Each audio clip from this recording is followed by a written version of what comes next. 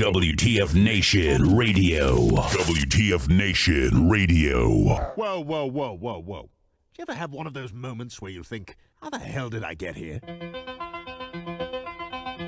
Jeez, what happened to me?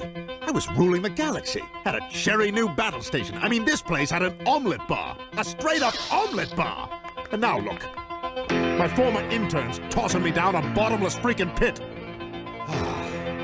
You know, come to think of it, my whole life has been a series of what the moments. That was my out. The voice of U.S. Army. WTF Moments. This is WTF Nation Radio. I looked my woman in the eye sockets. I told her straight out. I just said it, man. I said it. I said, bitch, I'm the man of the house. Yeah, you said bitch, though. You called your wife a bitch.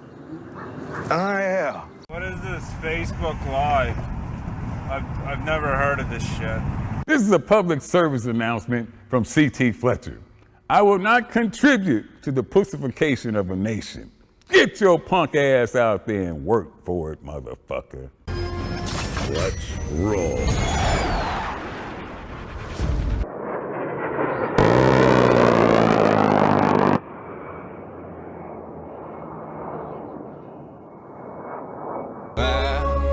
At the bottom of the ocean,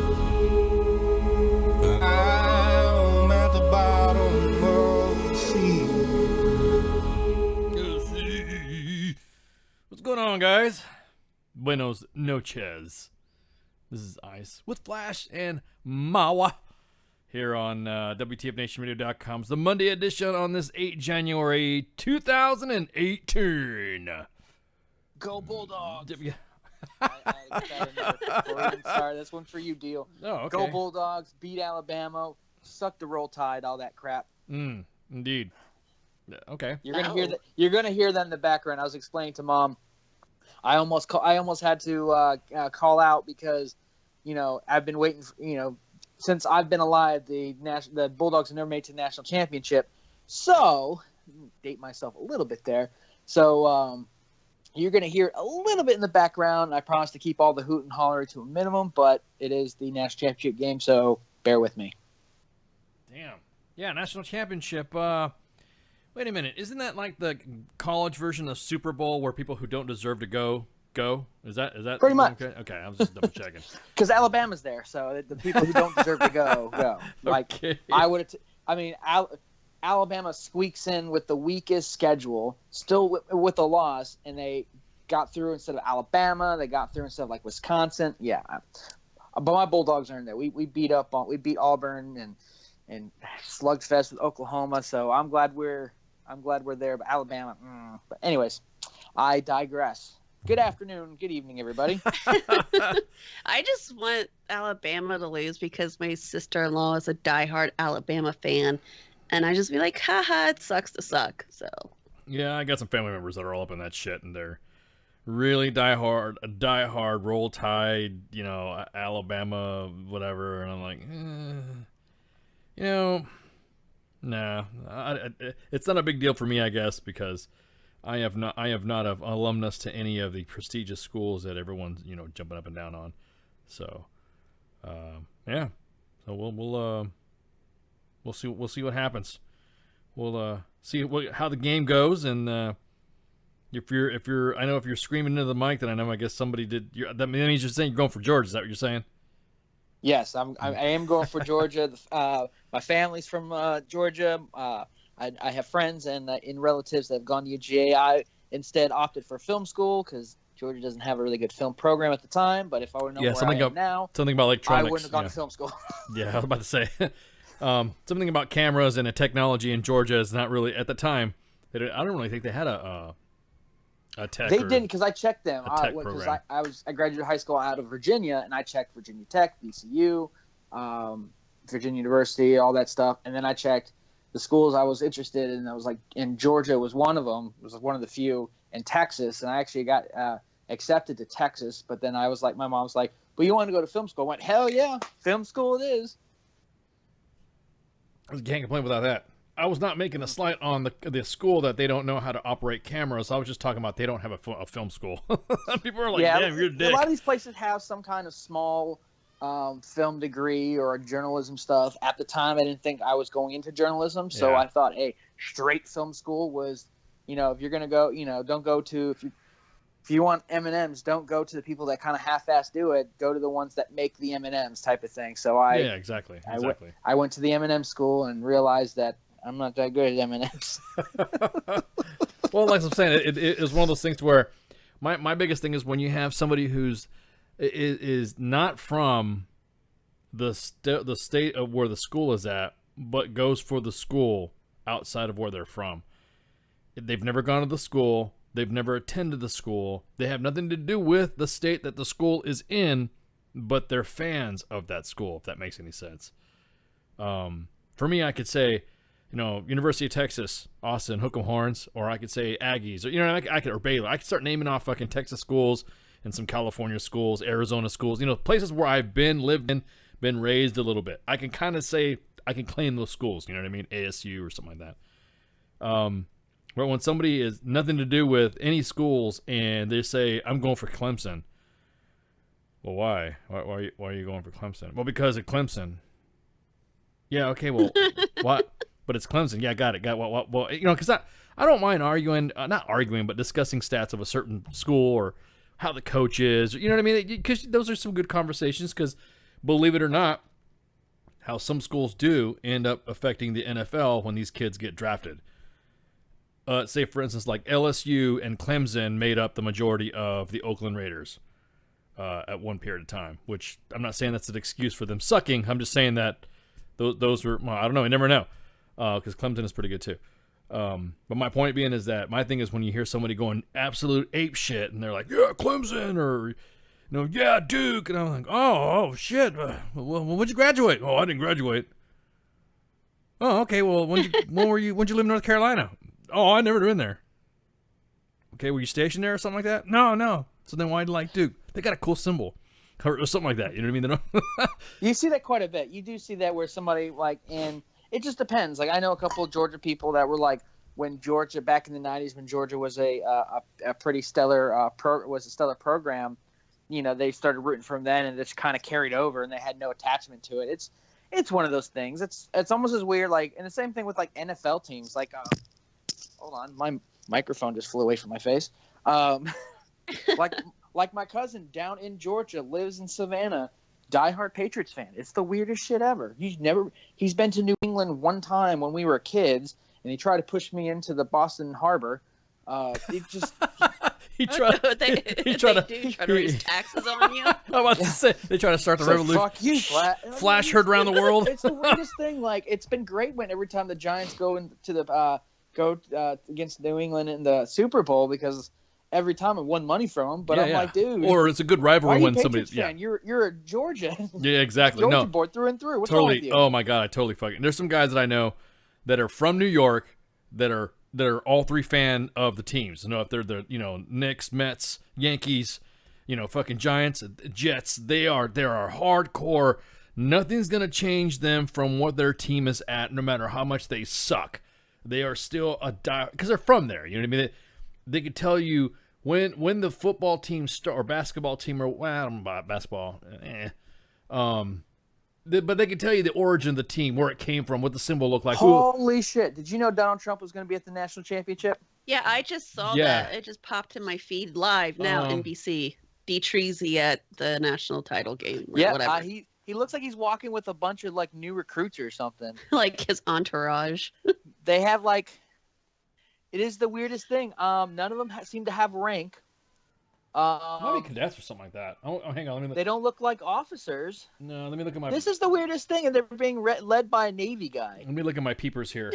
I don't know. Is he about to do like a? Apparently my wife who's listening downstairs, saying because she has the TV up turned all the way actually turned up, saying that he's getting mixed reviews between boos and cheers.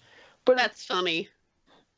But that's the weirdest thing. Like it's the weirdest uniform. Like they have some of them have like badges above their name, could be but they don't ROTC have kids. any awards or ribbons. They don't It have could a be, rank. yeah, it could be ROTC stuff. They It don't could look like be- officers though. Like they look like they have a unit pin on their top. So maybe they're doing the oath of enlistment with the president, which would be kind of cool. I was about to These say, might maybe- be ROTC guys about Yeah. to get commissioned. Yeah, I was about to say that might be it too. That would be the only thing I could think of is these boys. I might hold. You go ahead and talk. I'm gonna turn it up and see what's going on. Oh, well, thanks. Well, there you go. Okay, there is a drum line, which is always kind of cool. There goes Georgia always Flash looks better giving than his Alabama. giving his. Did see your DC? Are you said you're gonna talk? You want me to talk? You're just talking about. You're talking about now how much the Alabama drum line sucks. What else does Alabama suck at? Everything. Roll these nuts. That's what I'm saying. Now we are talking college. State of Alabama. Please Zach don't get Brown back. Band is doing Yeah, the don't national get the anthem. ass. That's kind of cool. Oh, that's awesome. Yeah, that is I love pretty Zach cool. Brown. Yeah, Zach Brown is good shit. But no, what I'm saying though is that some teams, like I have a friend, he's from New York, straight New York, and he is everything about New York teams, the history. When Madison Square Garden got the fucking plank put in there for their first basketball, you know what I mean? He knows his team. He could tell you all the way back which coach was for the New York Giants, and I mean, even when his team is not sucking or they're playing against the fucking Patriots, he is with his team. He doesn't fucking bandwagon jump. You know what I mean?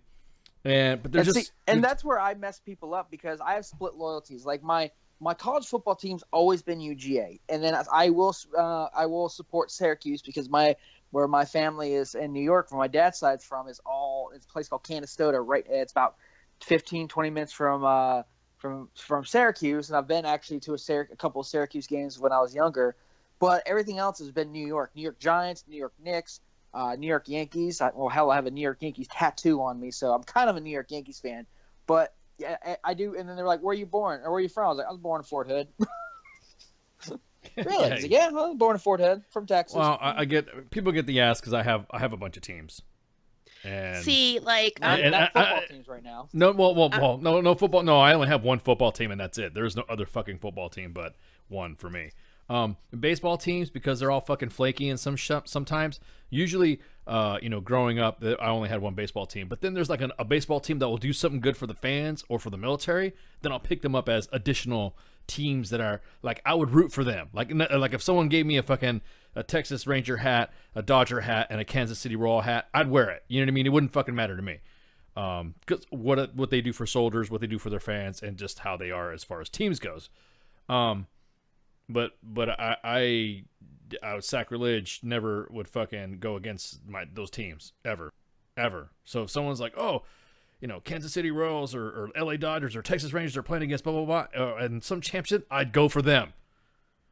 I would not be disloyal to them and say, straight up, yeah, whatever. I'm not a bandwagon jumper. You know what I mean? I'm not a bandwagon. No, for real, I'm not a bandwagon jumper. There's some guys that will sit there and for a fact that you've known that they were fucking Dallas Cowboys fans, and the next thing you know, the Dallas Cowboys start fucking sucking, and the next thing you know, they put Patriot shit on. Oh, I see that all the time. And you're like, dude. I knew, like, especially because I was in film school when the Giants played against the Patriots in 2007. That's 2007 season, and I remember how I was getting shed on the whole time because there was, for some reason, my class, which was cool because my film class, you stayed with your, like, from month one to finish, you were with the same group of people, which was pretty cool. Yeah. You become kind of a family, kind of like, when you did a basic training. You went through all together. Yeah, exactly. Basic training. Exactly. But for some reason, I had a shit ton of Patriots fans, Dallas Cowboy fans. At the time, I was engaged to a diehard Dallas Cowboy fan. She was not happy, but everyone's like, we got in the playoffs. Oh, y'all gonna lose to Tampa Bay, and we beat Tampa Bay. Who cares? It's Tampa Bay at the time. And then we played Dallas, and for a week, everyone is betting me, trying to say, is like just harassing me for the whole week. And then we beat Dallas. I'm like, oh, and I'm like, yes. And then you slowly see people go, and they start wearing the Packers shit. I'm like, weren't you just wearing Dallas? Yeah, exactly. And the funniest note is my uncle texted me as soon as the Giants beat Dallas and went, "Do not call your fiance, or if you want to get married." Yeah. Oh no, exactly. Everyone cracks about fucking the teams that I'm, but at least I'm loyal. Everybody knows who my teams are, and nobody Same knows. thing with the Packers, and then when we Yeah, play the yeah. Patriots, everyone seemed to jump to, Yeah. I love the Patriots. Patriots are awesome. No, you don't. America's I- team, but I won bullshit. like They're not fucking $600 America's teams. They're not fucking off America's teams. bets. It was amazing. Go Giants. And UGA just came onto the field. Fuck you, Rolling Tide, you pieces of shit. Damn. See, I'm a Cincinnati fan. I mean, baseball and football, but sports teams, I'm a Kentucky fan. University of Kentucky. I know, like, the football team doesn't do as well as a basketball team, like NBA or not NBA, but the NCAA basketball. That's my thing during a winter. I could care less about NBA because I don't know. It's just something different. Like the energy in a college basketball game is totally different than the NBA. Yeah, because they're all scratching and fighting and biting each other and doing some crazy shit. And Yeah. and NBA guys are. It almost looks like. Now the NBA when I was growing up was the NBA. It was what are college games now, if that makes any sense. So if It you was the NBA. That was the prime of NBA. When Correct. You had guys that were like, Yeah. there was no sitting on the bench and resting. Fuck when no. everyone was giving 1,000%. Yep. And when they ran out of that 1,000%, we're giving even more Yeah, yeah. percent Exactly. to make sure they won the Yep. games of Patrick Ewing and Michael Jordan and Yep. Scottie Pippen. Yep. And now we're playing with a bunch of diva. Like I Isaiah Thomas, I Larry Bird, college Kareem. sports are the shit right now. Yeah. Oh yeah. Definitely. Oh, but like I said, but I know what you're saying though, Mom. It's these days it almost seems like the NBA players are, which I'm sure they're good. Don't get me wrong. There are some good NBA players, but it's almost No, like they would be being paid millions if they weren't. well, no, but they almost like it's almost, to them. It seems like it's almost like watching WWE when you watch them now. It's almost like they all want to do that cool shot, or they all want to do. I don't know. Just you're right. There's And nobody wants to give that 100% because they don't want to get hurt and hurt their brand. Yeah, I mean, exactly. look, you got the LeBron. You know, everyone who's popular net right now has a shoe. They don't want to hurt their brand, so they don't give 100%. But if you watch college right. football, Nike, I want a fucking shoe. If you're crazy like me, and watch college baseball, I want a shoe, and Nike. watch college football. 90% of these kids aren't going to make it in the NFL. Not going to get drafted, and then about 70% of them won't make it in the NFL. I mean, these kids right now are, for the most part, playing for a future. They don't have right now I'm watching, they're doing the coin flip. Let's go Georgia. They don't have the contracts. They don't have the endorsement stuff. And that whole paying and endorsement thing, that's for a different conversation. But what I'm saying is these guys are doing it for one, for the love of the game, and two, for a future, not because they already have $1 million contract. That's why they give Nick Chubb does not give up on a run when, you know, you get some guys that like that get that first contact in the NFL and they just go, oh, I'll just go down. Hell no, Nick Chubb goes through that guy, then that guy, then that guy, because if he wants to have a future, he needs to be the best person on there. In professional sports, especially I see it a lot more in basketball now that they've started, like, it's okay to, you know, oh, I'm just going to sit. And like, dude, why are you sitting? You need to be playing every game unless you're hurt. That's just how sports is. You need to win. And they're like throwing games like, we don't care about that game. We're just going to sit everybody. It's especially and I hear you, especially basketball. That has been the biggest sufferer of just stars just getting like, fuck it.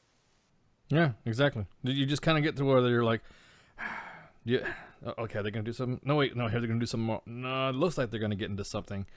But you watch fucking, you watch it now, or I'm talking about, you know, NCAA basketball as opposed to NBA, and you're just like, holy shit, these kids are literally fighting each other. It's high energy.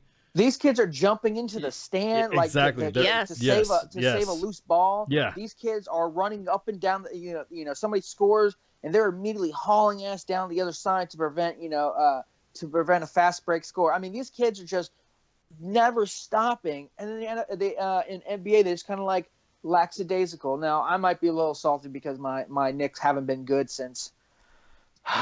We keep getting like good pieces, but they never are cohesive enough to actually even make the playoffs, which hurts my soul. And I have been a Knicks fan for forever, and I will stay a Knicks fan because I believe in, you know, sticking with the team.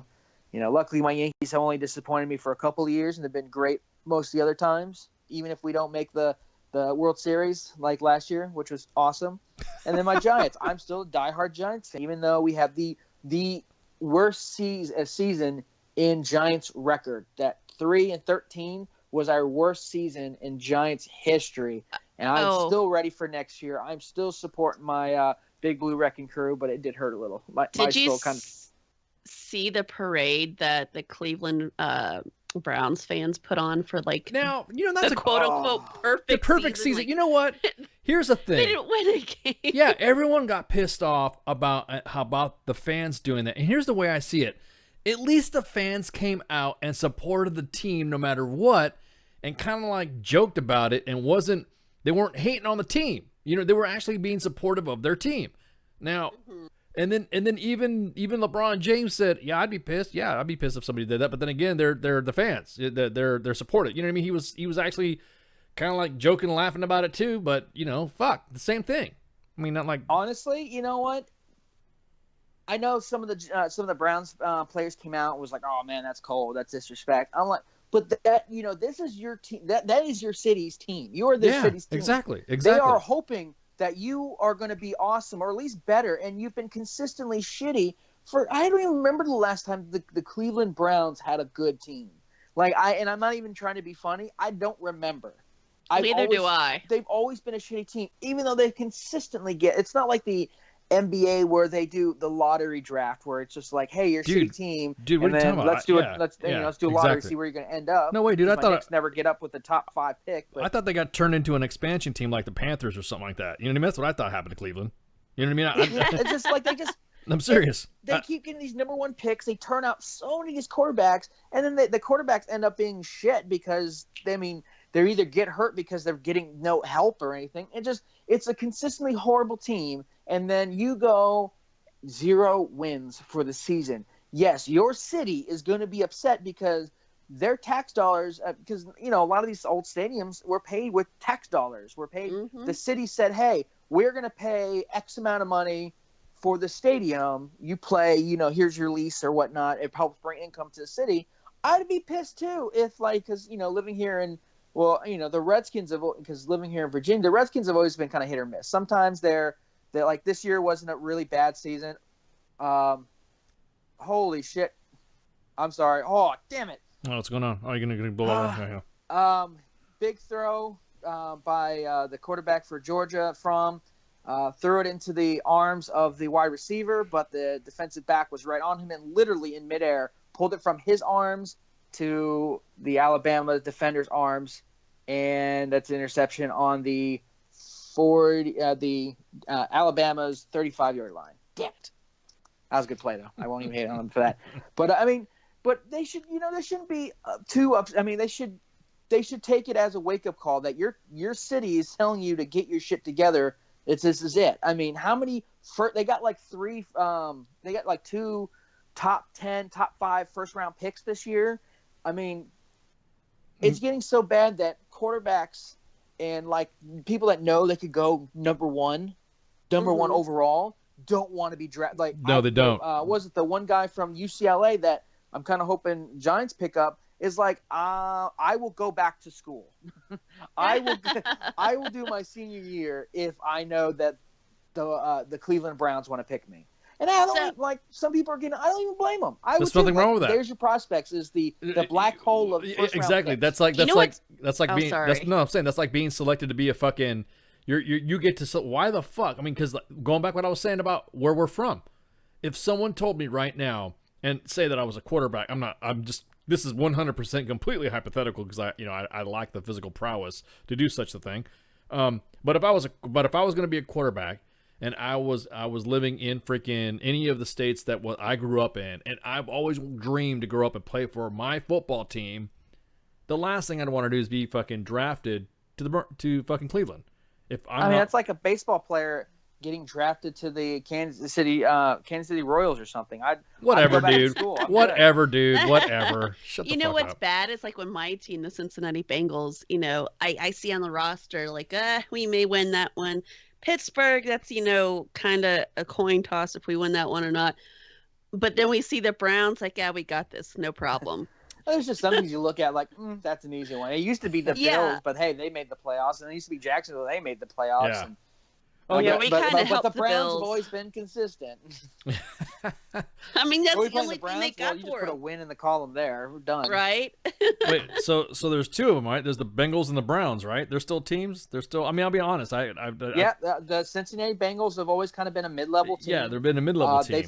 They've had some in the last couple of years. They've had some shots. I think they made the playoffs 2 years ago, and then got kicked. I think not last year, but yeah, 2 years ago. Like we had we won almost every single game. We only maybe lost 2. And then they got hit out like the first or second round of the playoffs. Yes, because they all. And then the next year they Dalton. literally dropped off. Like it's Cincinnati, one of those teams that's always had trouble staying either consistent, healthy, consistent, or just having the players on there. Like they just. It's like we peaked. Cincinnati can never align the stars for a year. No. For 2 years straight. They either have shitty years, like this year was kind of shitty, or they'll have like kind of next shitty. Year, well, you know. There you go, speaking for other teams again there, Flash. What's up with that, dude? Damn. they were kind of shitty, but then they'll like next year they'll bomb basket and just destroy like the Steelers. Oh, lunch you mean? Like they'll just destroy people, and then but the next year after that they'll do the same shit. Cleveland Browns consistently shitty. Yeah. The Seahawks have been the Seahawks are on the higher end of that, but they either have like we're going to make the playoffs or we're just going to miss the playoffs. And then, the Patriots are steadily fuck off everyone. We're the champions. Leave us alone. Yeah, well. And then Dallas does the same thing. They either come out with great, they have a banging team like last year where they had a banging team. The only two teams they lost to was the Giants, and Dak Prescott was all taking over and won their first playoff game. They lost. Yeah, exactly. And then this year where Dallas was mediocre at best, and partly, and I will only blame Ezekiel Elliott's suspension only for a little bit of that. I was about to say, do you think the whole team? Yeah, I was about exactly that. Do you think? And that's some of the patterns that you see now with teams and fans. They hold an expectation that one guy was the team, and that's what pisses me off about. I'm glad he did. I'm glad that happened to Dallas. They need to get some fucking humble. I kept telling my future brother-in-law, he's a huge Dallas fan, that Ezekiel Elliott should have not thought that and took that 6 games in the first half and just said, okay, just accept it, move on, because what ended up happening, it got extended to the heart of their team, and probably the harder part of their schedule was right where he was. They finally said all the appeals courts and all this other crap, and they said, nope, you're suspended. And the teams, the teams they really needed him to play against, they didn't. Especially some teams that had really bad run defenses, but their Alfred Morris, who was the backup, just isn't that good. There's a reason why the Redskins let him go, because he really wasn't that good, and even a shitty run defense could hold him down. So I mean, the Redskins, Dallas kind of just shot themselves in the foot. Jerry Jones should have just shut the fuck up and accepted it and just got it over with. Oh no! Overthrown pass, almost a touchdown. Woo! Woo! About to throw this computer outside. Trust us, Flash doesn't have Tourette's. It's just tonight. It's just tonight. There's nothing wrong with that. I mean, again, I'm not going to wrap myself around the axle about some of the teams that have produced out of the college system. I blame, and it's the college system. It's like if you have a good team that is playing right now, I guarantee it. There's going to be some picks coming out of these schools that are continuously winning like this, or continuously getting to the top brackets of the NCAA. It's not going to be one of those things to where you have some scrub ass fucking player who was a C student, or I should say he was an A student but a C football player. If that makes any sense. They're just not going to see that. So, and the teams, they're also a business. You're going to fucking market to somebody like that. Don't worry about this fucking everyone gets a trophy mentality when it comes to that shit. You just need to make sure you get your good players. So in a way, I kind of don't blame also Cleveland teams for being that way. I mean, at least they have the NBA. Well, no. And the Indians. I mean, granted, that's one of our rivals. Ohio is not. They just kicked for a field goal, but there was a false start on Alabama, so now they're moving back another 5 yards. Yeah, 5 yards. You know, Ohio's not you know, they're not devoid of good teams. They still have, you know, you're right. They still have the Cavaliers, the Cleveland Indians, and the Indians still have a really good team. Yeah. Cavaliers are kind of going through their struggle. They still have a good team. So even the Reds, they're going through their struggle too. The Reds, I want them to win. Like, I'm a big proponent of, I love seeing teams, if it's not the Yankees, I love seeing teams that have not won in a while. And I always thought the Reds were so close to putting a team together. Oh, Alabama, suck it, you bastards! Missed the field goal, wide left. Man, I'm glad I adjusted my mics. I adjusted. You know, something told me today to adjust my mic settings. You know what? So that way I don't have the peak out and pop out. That always disconnects me for my safety protocols that I have on my computer. So, I know I totally peaked. I apologize. You're good. That's what I'm saying. I adjusted the mics on this end, so everyone's we're not ears responsible for your eardrums at all. So that way we're not blowing. God. Yeah, so because I remember before that moving back 5 yards. Apparently he went. Oh, the first field goal was. Oh, Nick Saban's pissed off. Shut the fuck up. He's all like whining because of the false start, but they show the replay and the guy totally shifted first and now he's all pissed off. Yeah, you should be pissed off with that hairline. Damn. Dude, you know, like, you got a hairline too, right? Like, you don't have one either.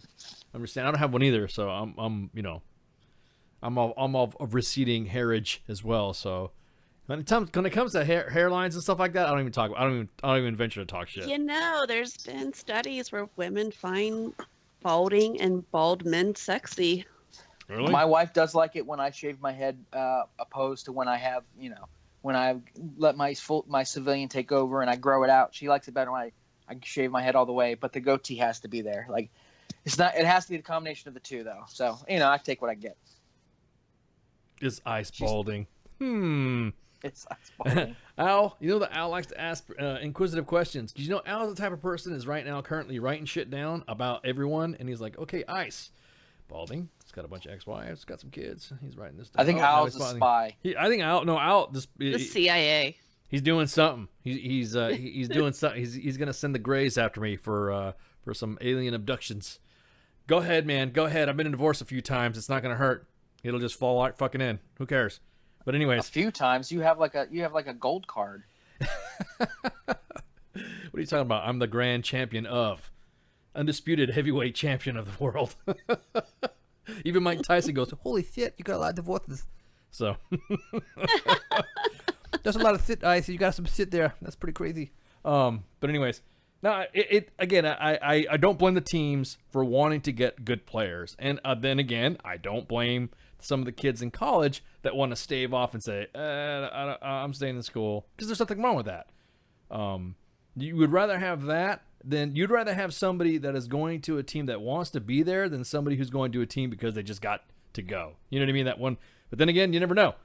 That one kid that never got to play, that he did, like I said, he's an A student but a C football player. He might be the one that turned it around, because you can only go fucking up after being sideways for so long, right? So that's just me. I mean, and some of these kids, you see them, they're like, oh, he's a sophomore and he's already declaring for the draft. I'm like, yeah, because his stock is up. I mean, they run that, and I think the guy is Josh Rosen from UCLA. Yeah, it is. If he decides to not go, what happens is he decided to sit his bowl game, which was a bold move that only started maybe last year. That some like one or two like high profile, like knowing they're going in the first round, have decided to sit out. And Josh Rosen did. And I kind of understand, if I know my prospects or the black pit of quarterbacks and first round draft picks is Cleveland Browns, two things I have to think about. What are the chances of my draft stock going down? Right now, he's a top 3 quarterback, and he's definitely a top 10. He's definitely a top 10 draft pick, because there's a lot of people that need quarterbacks, including the Giants. Get rid of Eli. Time to go and retire. Oh yeah, it is time for him to go. It is time. He's a name guy. You know what I mean? There's just some people that out of legacy names and shit. I love. Don't get me wrong. I love Eli. I think he's great. He won 2 championships for us. I mean, he may not be as he may kind of look dopey looking, but he gets the job done, and he gets those fourth quarters. He's just, it's that time. You got to put the horse out the pasture. And, I hope he doesn't retire. I hope we bring in a new person, and then Eli Manning can do what Kurt Warner did for him and be that veteran who shows him all the tips and tricks like Drew Bledsoe did for Tom Brady and Drew Bledsoe did for Tony Romo. He sucked at both areas. But if you're Josh Rosen, you have to think, is my draft, what are the chances of me tearing my ACL, or what are my chances of breaking a leg? What are my chances I game 2, I'm out the whole season? Am I really going to get drafted? Because that's what happened with a quarterback from Georgia, not Matthew Stafford. It was the quarterback who took over after him. He didn't declare his junior year, went for a senior year, game 4 or 5, towards a MCL, and got drafted around like the 4th or 5th round. And it's I think he's like a third string quarterback somewhere. But if he had gone when his draft stock was higher, there's a chance, and Josh Rosen has to think about that. And then Josh Rosen also has to think about, is the Cleveland Browns really going to turn it around where they're not getting the number 1 pick next year? Yeah, and that's another. What do? Hope your draft stock drops to maybe the 2nd round? Yeah, exactly. And hope that somebody else picks, or like late 1st round, and hope somebody like the Patriots or Seattle or the Giants. Well, I guess never mind. Giants are up. Woo, we got the number 2. Number 2. So, but you have to think about those two things. If you go now, if you don't go now, is Cleveland Browns really not going to have the 1st round pick next year? Are they really not going to? I don't know, man. I don't know. That's for smarter people to decide. Yeah, that's more of a statistical thing that I couldn't even answer at that point. I'm a wave top kind of guy. I don't get into the weeds and shit. I'm not like fucking Jose fucking with Sports Center and goddamn Tar Heel Nation. Holy shit, fucking with everybody on he because he's our he's our favorite troll, and dude he just destroys fucking people on his Twitter account that try to throw facts at him when it comes to sports, and he loves it. He just goes back and forth. Oh, he throws more than just that for sports. Well, no, He's hilarious on Twitter. Oh, he freaking, oh my god, so the thing is that I guess he went on there and talked some shit to Sports Center.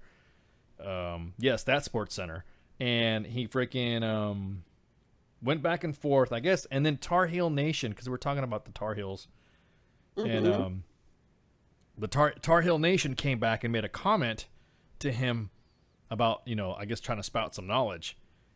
And Jose came back, and then Tar Heel Nation came back. So then it was going back and forth between Jose, Tar Heel Nation, and fucking Sports Center. He sent me a screenshot. He said, hey, look at this shit. And oh my God, dude, visceral. This was one guy's like throwing some serious freaking knowledge at him, and then Jose just blah.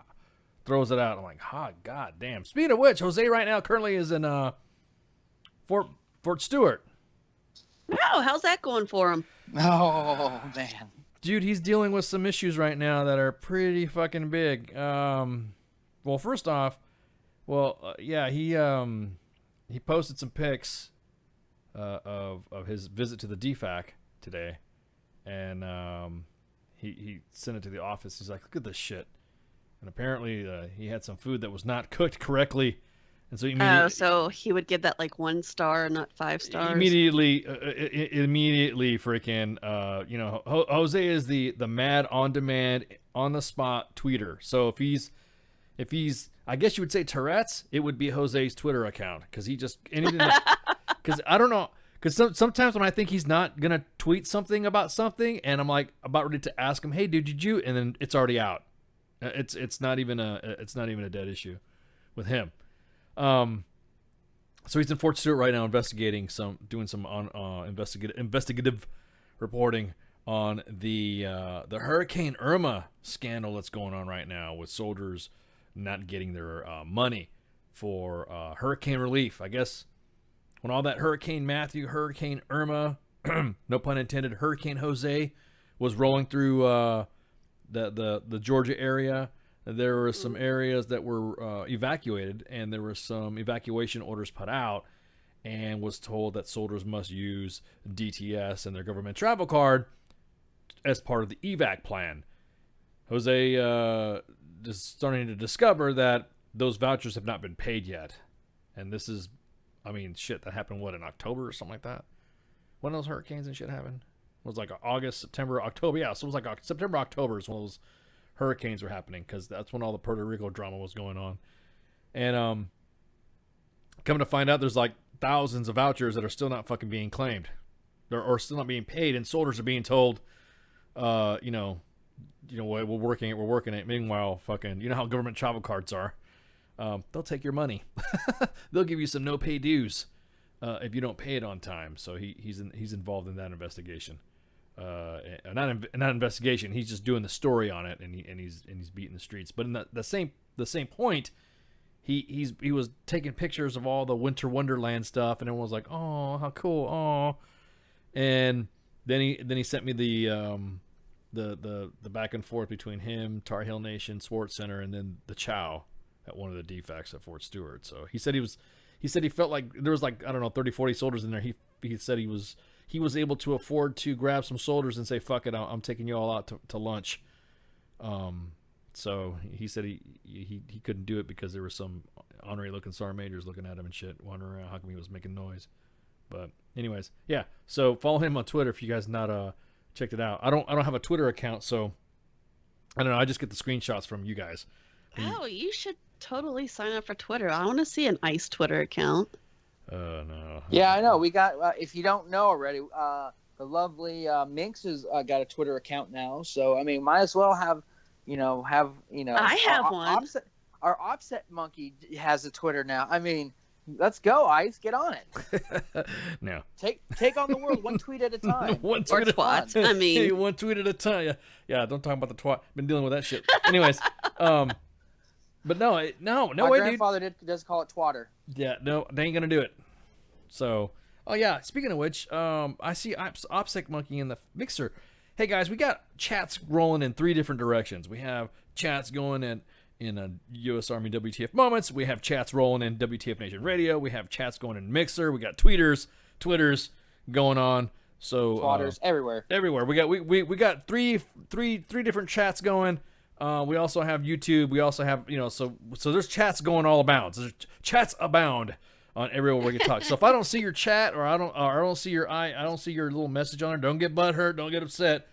I have 4 screens in front of me that I'm constantly monitoring, especially with the NORAD in case North Korea attacks. Yes! Sorry. We just forced a 3 and out. My apologies. Yeah. We have everything. We're connected. We got hands everywhere. Facebook, Twitter, Instagram, YouTube, Mixer. We're everywhere. That's right. Like us, follow us, talk to us. We love talking to you. Especially if you're on Twitter, you'll probably be talking to me mostly. Or me. Or if you're doing it on Facebook Live, because I have that one right dead in front of me, because that's where all my connection stuff is going on. So if you pop something in the Facebook Live chat, I will more than likely see it. And if it's something that I can bring online, or I can bring it up to the audience, then I'll definitely blast it out. Another note too, I want to bring it up. The WTF Nation is starting to expand a little bit. Don't know if you guys have been seeing WTF Nation Gaming posting on our radio Facebook page once in a while. You might want to check it out. It's actually, they want to know what the score is, Flash. Score is still 0-0. They just kicked, Alabama just was forced 3 and out, and have kicked it to the Georgia Bulldogs, which they have it on the 35-yard line.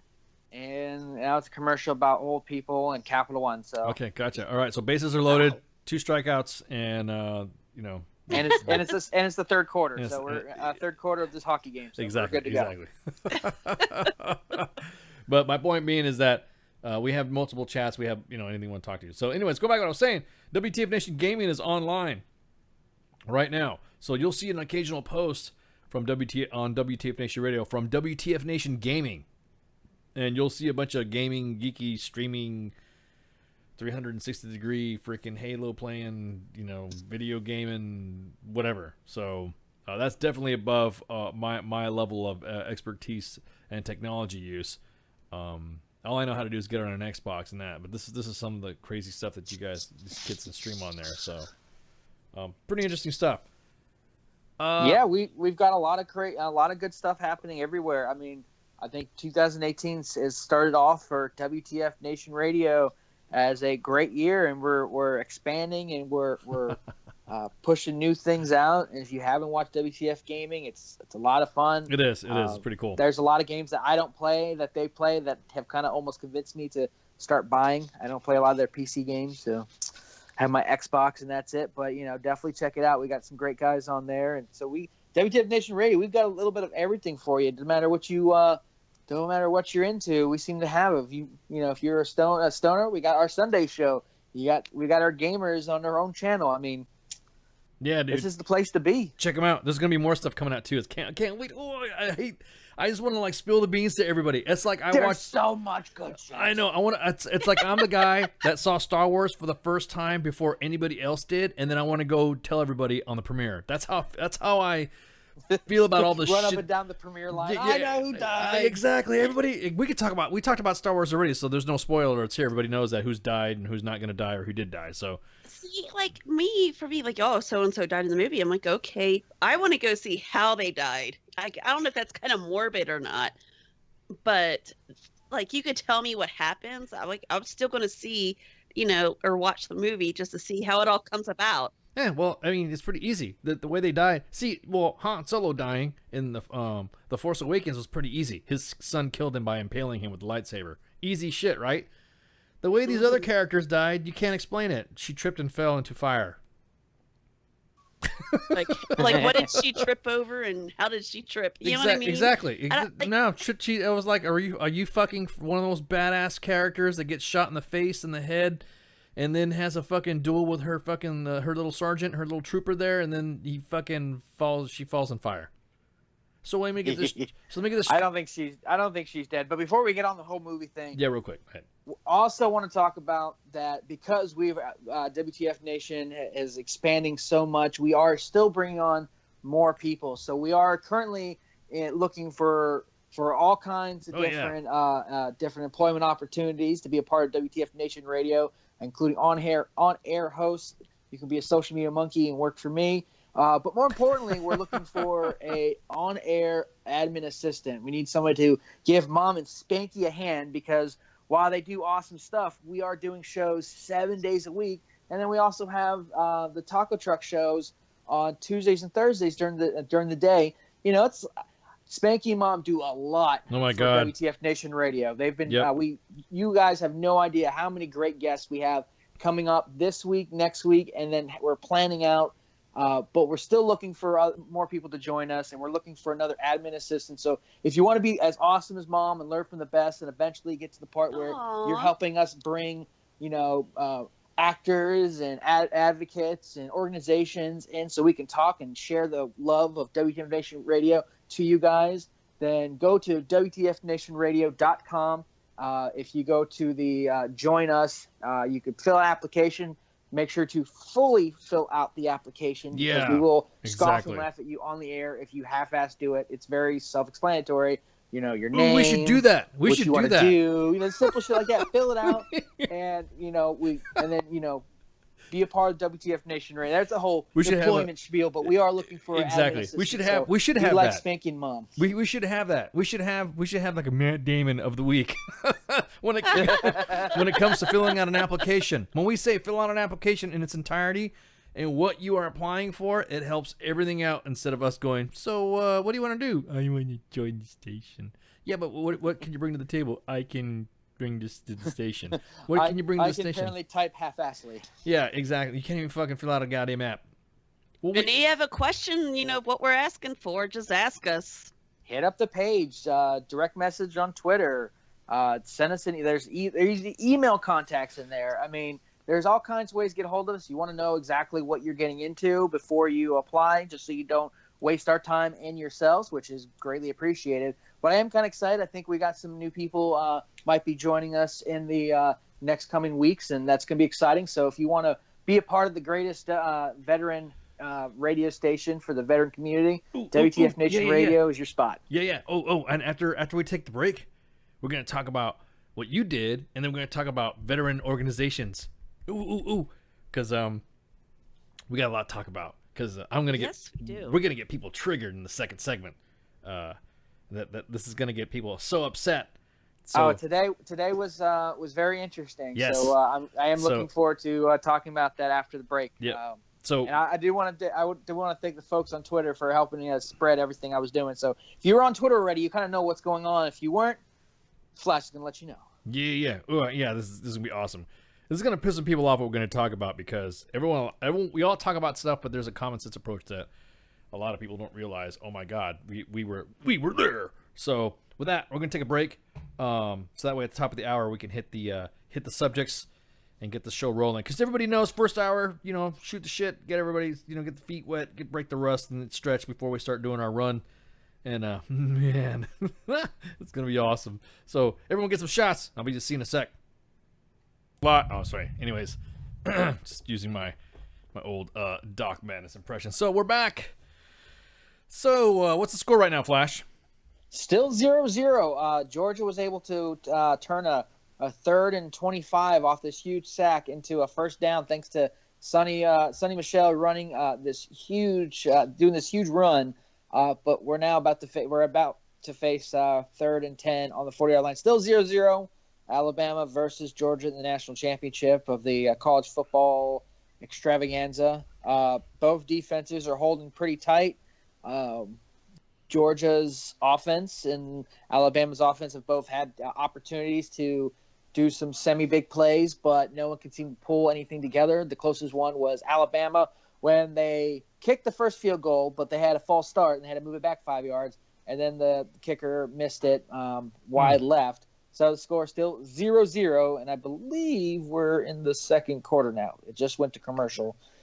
Speaking of commercials, if there's a new movie coming out called 12 Strong, the declassified true story of the horse soldiers, that's going to be pretty awesome. If you haven't gone and checked it out yet, it's got a lot of big hitters. It's got a lot of it's actually got a lot of veterans turned actors that are in the movie. It's based off a true story. It's definitely worth seeing. So if you haven't seen the trailers, I always go to IMDb for all my good trailers, but definitely check it out. And if you need help getting your lady friend to go, it has Chris Hemsworth in the starring role, and I think half the time he looks all like cut and rough and everything. So that might just be the key to get into the movie theater. So there you go. Flash helped me out.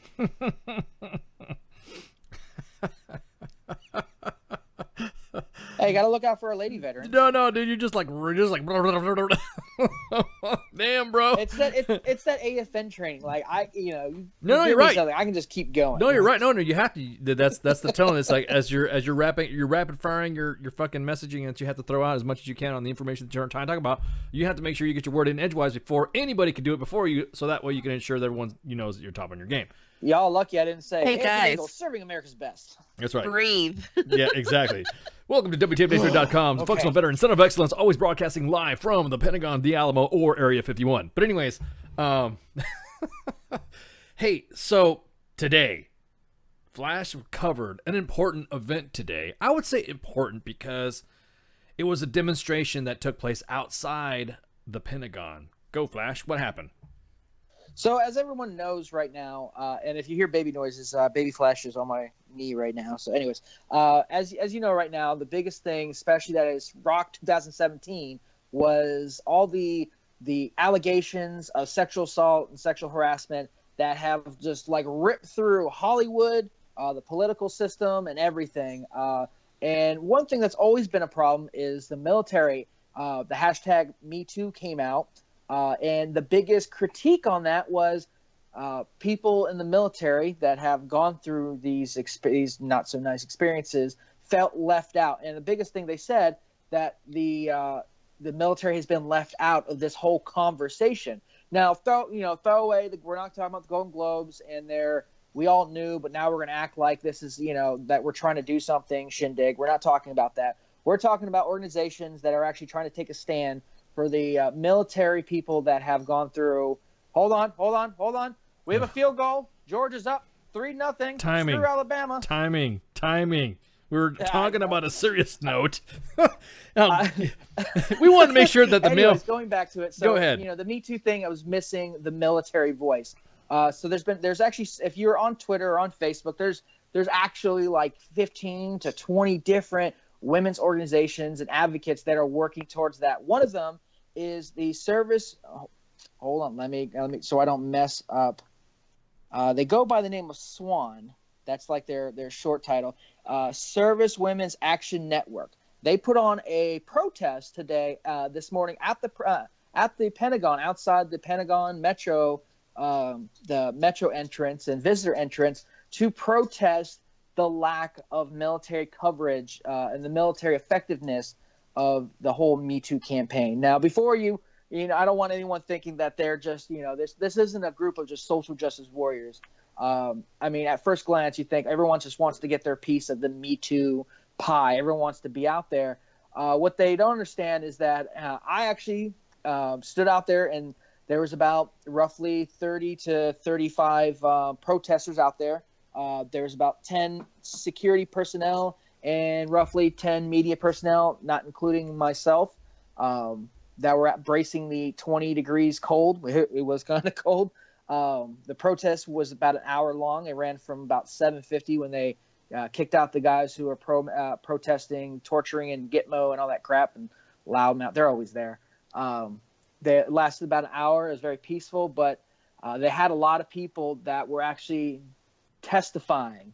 Some of my folks that go to the Southern churches understand what that testifying means. So they're giving testimonials of what happened to them. Yes, and it wasn't, and it was very moving. It was very hard to hear because and this is just Flash speaking from Flash's social media foxhole and everything like that. I like to think that as brothers and sisters, we're not going to do things to hurt each other, but unfortunately, people just can't keep their hands to themselves, or especially people in power to think I'm a whatever rank and I can do whatever I want. That is a problem in the military, and the Service Women's Action Network, along with a couple of other groups that were out there, are trying to address it to the people that can affect change, meaning the military personnel in the Pentagon. Heard a lot of testimony, and it wasn't just females' testimony. There was a gentleman who actually came down from New York, and he spoke, and what he had to say was very hard to hear because he's a Navy veteran.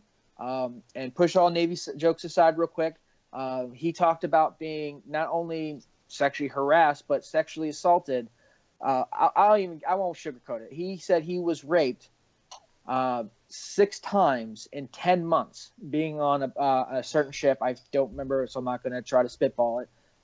Raped 6 times in 10 months by the same people he was supposed to be his brothers and sisters at arms. And while men being sexually assaulted and sexually harassed is not very common and even less reported, it's still out there, and there's I honestly think there's no excuse for any of this stuff. But the protest was really nice, for them being out in the cold. I was there for about 3/4 of it before I finally had to go off to my day job because I don't want to get fired. But everyone was very nice. I had a chance to chat with a couple of people, veterans that range from they were in the service a year ago to they've been out of the service since the 80s. So this isn't some issue that's only been in for a little bit. It's not a 2000 issue. It's an issue that's been probably honestly since women have been interacting with the military. This has probably been an issue.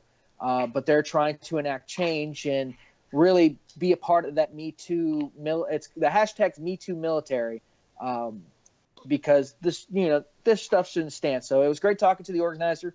We were trying to get one of them on the radio. I wasn't able to get a quick interview, but if you go to our Twitter page, Facebook, or Instagram, we have video, especially on Instagram. We have a lot of action there, but we have a lot of pictures, and we have some video of testimony itself, so you can hear it and see it for yourself. No one was being disrespectful. No, it wasn't a bad protest. It wasn't no one wearing pussy hats or anything like that. It was people just trying to get their voices heard. There was quite a few men people there, males as well as females there. It was a mixed crowd, mostly females though, and a couple of I did see one uniformed major outside of it who was talking about the event, but she wasn't participating. She was talking to somebody on camera about it. So it was very interesting. It was very hard to hear because while it was a small protest, they're even the smallest of fractions of people that have been affected by this. And as a military personnel myself, this shouldn't stand. So now I will leave it to any questions you have, Ice. Well, some of the questions that I was gonna ask. First off, was there anybody from the Department of Defense out there to meet them at this demonstration? So at the very beginning, there was a PAO person out there, which was kind of cool. Guy came up and was like, "Hey, we got to clear it because if you ever go to the Pentagon, where the visitor entrance or the metro entrance is, there's this big walkway that goes down, and they actually there's a grass area that they have it gated off. That's where usually the Gitmo torturers, Free Palestine, and nuclear war, blah blah blah, annoying old people that are there almost on a daily basis. They kicked them out, and they let the protesters be there because that's they were scheduled to and everything like that. The spokesperson was like, "Hey, just got to stay on this side of the grass, or you can go right up to the gate. And if you want, I can actually get you inside the gate. You just have to, let me know," which is cool. So shout out to that spokesperson guy. I don't know if he was, which department or which section, or if he was DOD specific, but wherever that guy was out there bracing the cold, he was very professional. Everyone was very professional out there. There was one or two maybe security guys that probably were maybe not taking it as seriously, kind of making a little bit of a joke of it. And I know there's several women who noticed that as well as myself. But it was good. I mean, there wasn't any kind of problems. Everyone was very respectful. No one was shouting at passerbyers or anything like that. It was very trying to just be empowering and trying to get a message out. It wasn't like like a sit-in, or it wasn't anything that you would expect, from a unorganized group. No, I guess the reason why I asked is because there's been panels, there's been committees, there's been initiatives done by the Department of Defense for all branches of the service to discuss this type of issue, and I can't believe, in other words, that our military at this point has to have a hashtag when it's something that they should be already fighting. Does that make sense? Now, I do have a correction for you. Sorry, after I left, there was people from the DOD. I can't find her name exactly, but I do remember this. They actually came. To the protesters and brought hot chocolate. Wow. And that got mixed reviews. They came and brought hot chocolate, and that kind of got mixed reviews. Why? Some people were just there was a nice gesture. Yeah. But a lot of them were like, "Cool, can we have a conversation in lieu of the hot chocolate?"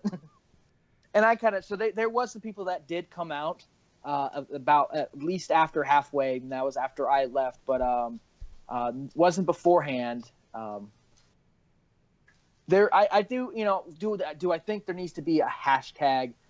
I'm not.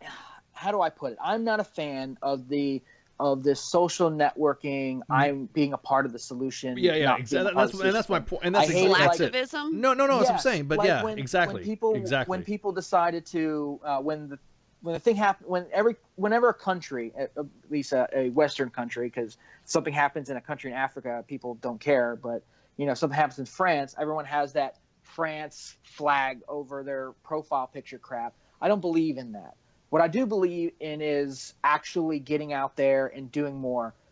Wearing black to an award show that's literally your own people. Not just black, a $20,000 black dress. Yeah, when you're wearing a black dress, $20,000 black dress to protest the people who aren't even there, even though it's your own people that knew it was going on that just didn't say anything. I don't believe there needs to be a hashtag. But I do respect the fact that they are actually doing something that Hollywood's not. You don't see Meryl Streep going out there to Weinstein's building and is protesting out there. You don't see Rose McGowan doing any of that kind of stuff. But what we did have today was not just a organization, an advocate organization doing slacktivism, but actually going out there and being out there where the people that make policies and changes are. So I did kind of respect, and does it help me as a social media person tag it so people can see it, yes. We actually got quite a bit of traffic, and quite a bit of people were checking out the pictures and videos WTF Nation Radio did, which was pretty cool. But I don't think that's to fix the problem. But what I think it does help is a little bit of awareness. But I do applaud them for bracing the cold, because Virginia is just, people in the north will say, oh, the South can't handle the cold. It's 20 degrees outside. And I like to think of myself, I can handle the cold. It was cold. They were all out there bundled up. Everyone was talking. Everyone had signs. No one was being – they were actually doing something, so much so that they actually had DOD personnel, I believe DOD personnel, that actually came out and tried to do a gesture or whatnot. So, I mean, it got some kind of attention. So much so that several newspapers have actually, Yahoo.com, USA Today, there's been several news outlets that have covered it. They weren't present. It's funny because we were kind of doing an integrity check, because while we've done WTF Nation Radio put out a lot of pictures, we were a little worried that all of our stuff was going to be hijacked, which wouldn't have been no bueno, which apparently the only people that decided to hijack any of our pictures was 2 Nigerian newspapers. You are not going to believe this. It was Punch, NG, and then the Nigerian Times. Really? Yes. Like I looked at them and I was trying. They wouldn't let me leave a comment on it because I wanted to be like, hey guys, come on, y'all couldn't even at least give WT. But they covered it. I think it kind of looked like a copy and paste off of somebody else, but I couldn't find the article. But there was several articles out there, including Military Times and Stars and Stripes. Stars and Stripes, if you go on their Twitter or their website, they actually have some video of testimonies that weren't the planned testimonies. Because what they did was they brought out a couple people, a lady who was published in Task and Purpose. She was the first person to speak. The gentleman I spoke about. We had another person out there who spoke. And then they opened, hey, would anyone else like to share? And a lot of people did. They weren't just there to hold up signs. They were there to tell their story. One who was a Coast Guard person who wasn't sexually assaulted or sexually harassed, but she was fired because when she was working in the JAG office and wanted to actually put their money where their mouth is, because I think a lot of people feel that while we report, the reporting numbers are high, the conviction and stuff like that isn't. So back when she was in the Coast Guard, I believe it was in the 90s, and that's actually videos up on our Twitter, WTF Nation at WTF Nation Radio. She talked about how she was trying to lead the charge, and she was fired as like a retaliation and cover up and stuff like that. Granted, everything, is that all really true? We have to, it depends if you take their word for it, but still. That I know that stuff goes on there. I've heard other stories.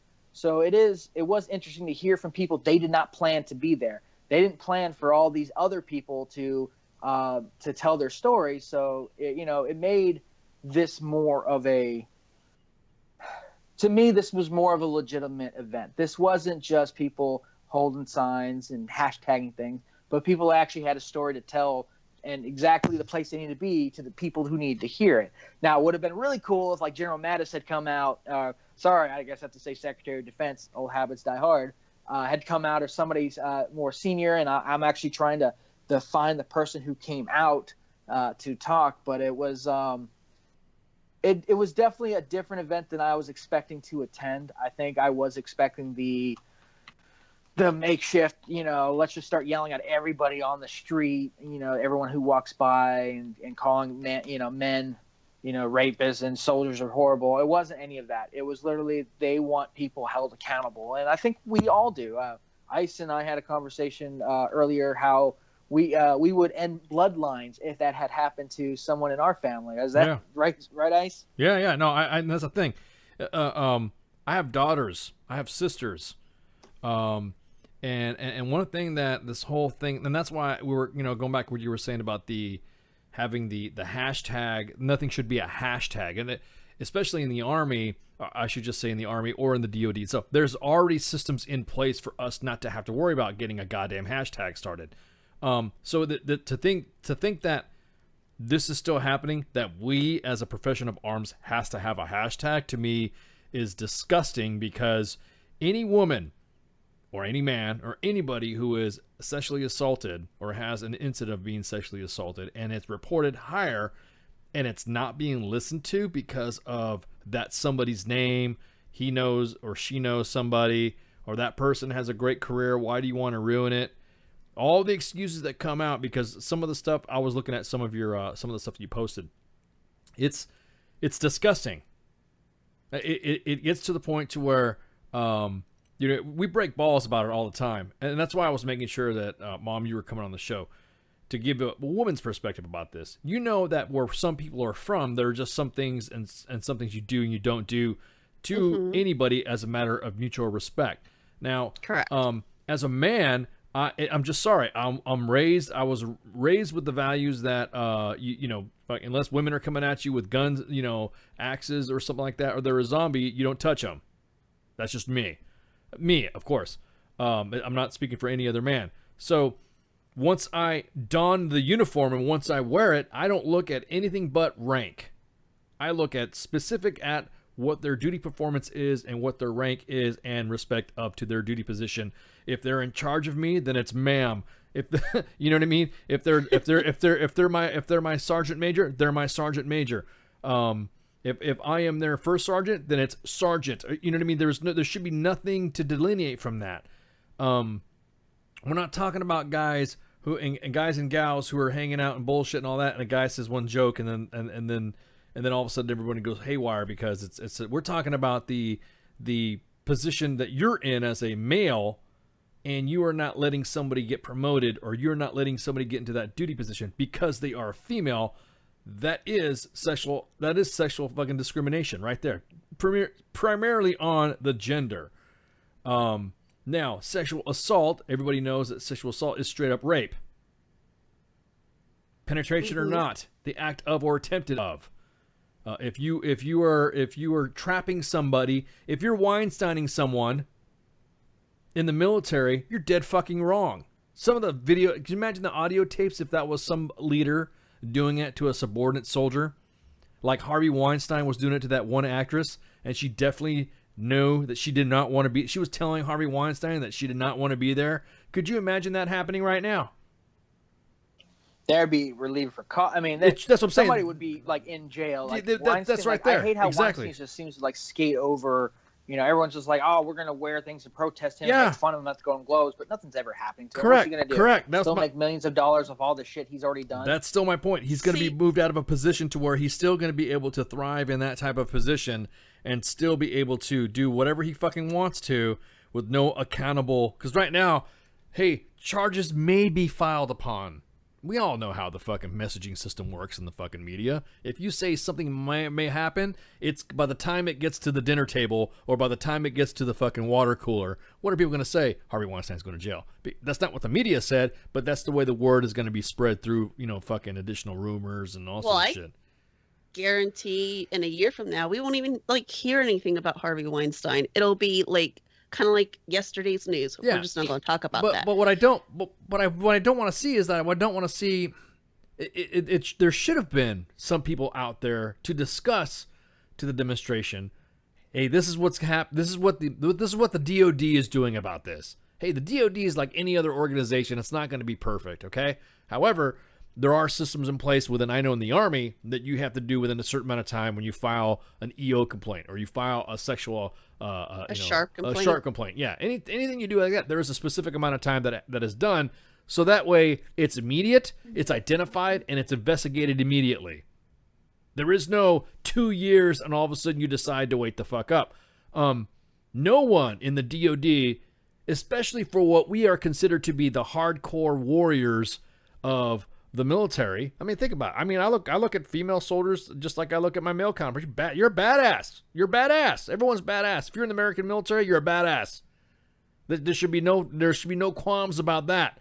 So you having the intestinal fortitude to go and give your life or put your life on the line for our country, then that same type of fortitude should maintain on that type of reporting. Am I making sense about this? I mean, Oh, you mean you're making perfect sense. That's the thing that I think should happen with everybody in that. That's why I'm saying we shouldn't have to have a Me Too military, but because it's somebody's boy, as in that person has a long line of, like, he has a dad for a general, or he is set to fit into a political position, or he is a sergeant major that is well known and he is to be ascended or something like that. That's horseshit.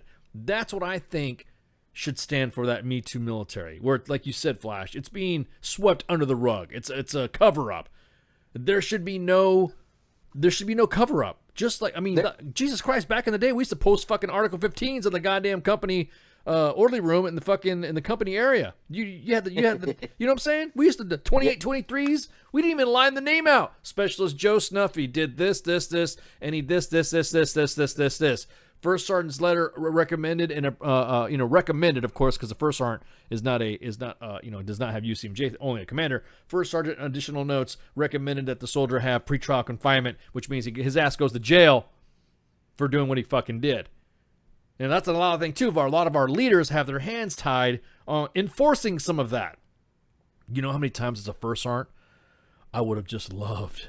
I mean, aside from a personal, deep down, dark, and morbid way of beating the fuck out of somebody who was just a piece of shit, but there were some times that I've had my hands tied, and my seniors, like my sergeant's major above me at battalion and brigade and division, they felt the same pain with me. They were, you know what I mean? They're, hey man, I feel you, bro. We can't do this like we used to back in the day. You can't put a kid in pretrial confinement anymore. You can't do this to a soldier anymore. The only thing the soldier has now is a protective order, and yet that female soldier has got to see that fucking shitbag in formation every fucking day, and you can't beat the fuck out of him or move him to another company, because then it would seem like what? It seemed like you're picking on him. It seems like you're discriminating against him. It would have seemed like that's bullshit. And then it becomes a whole different issue because of that. Now, I do want to cut you off only because you did mention the Department of the Defense. I did find an article that I'll answer a couple questions. So, The Hill. I actually do like this this organization. The Department of Defense on Monday endorsed a demonstration against sexual assault held earlier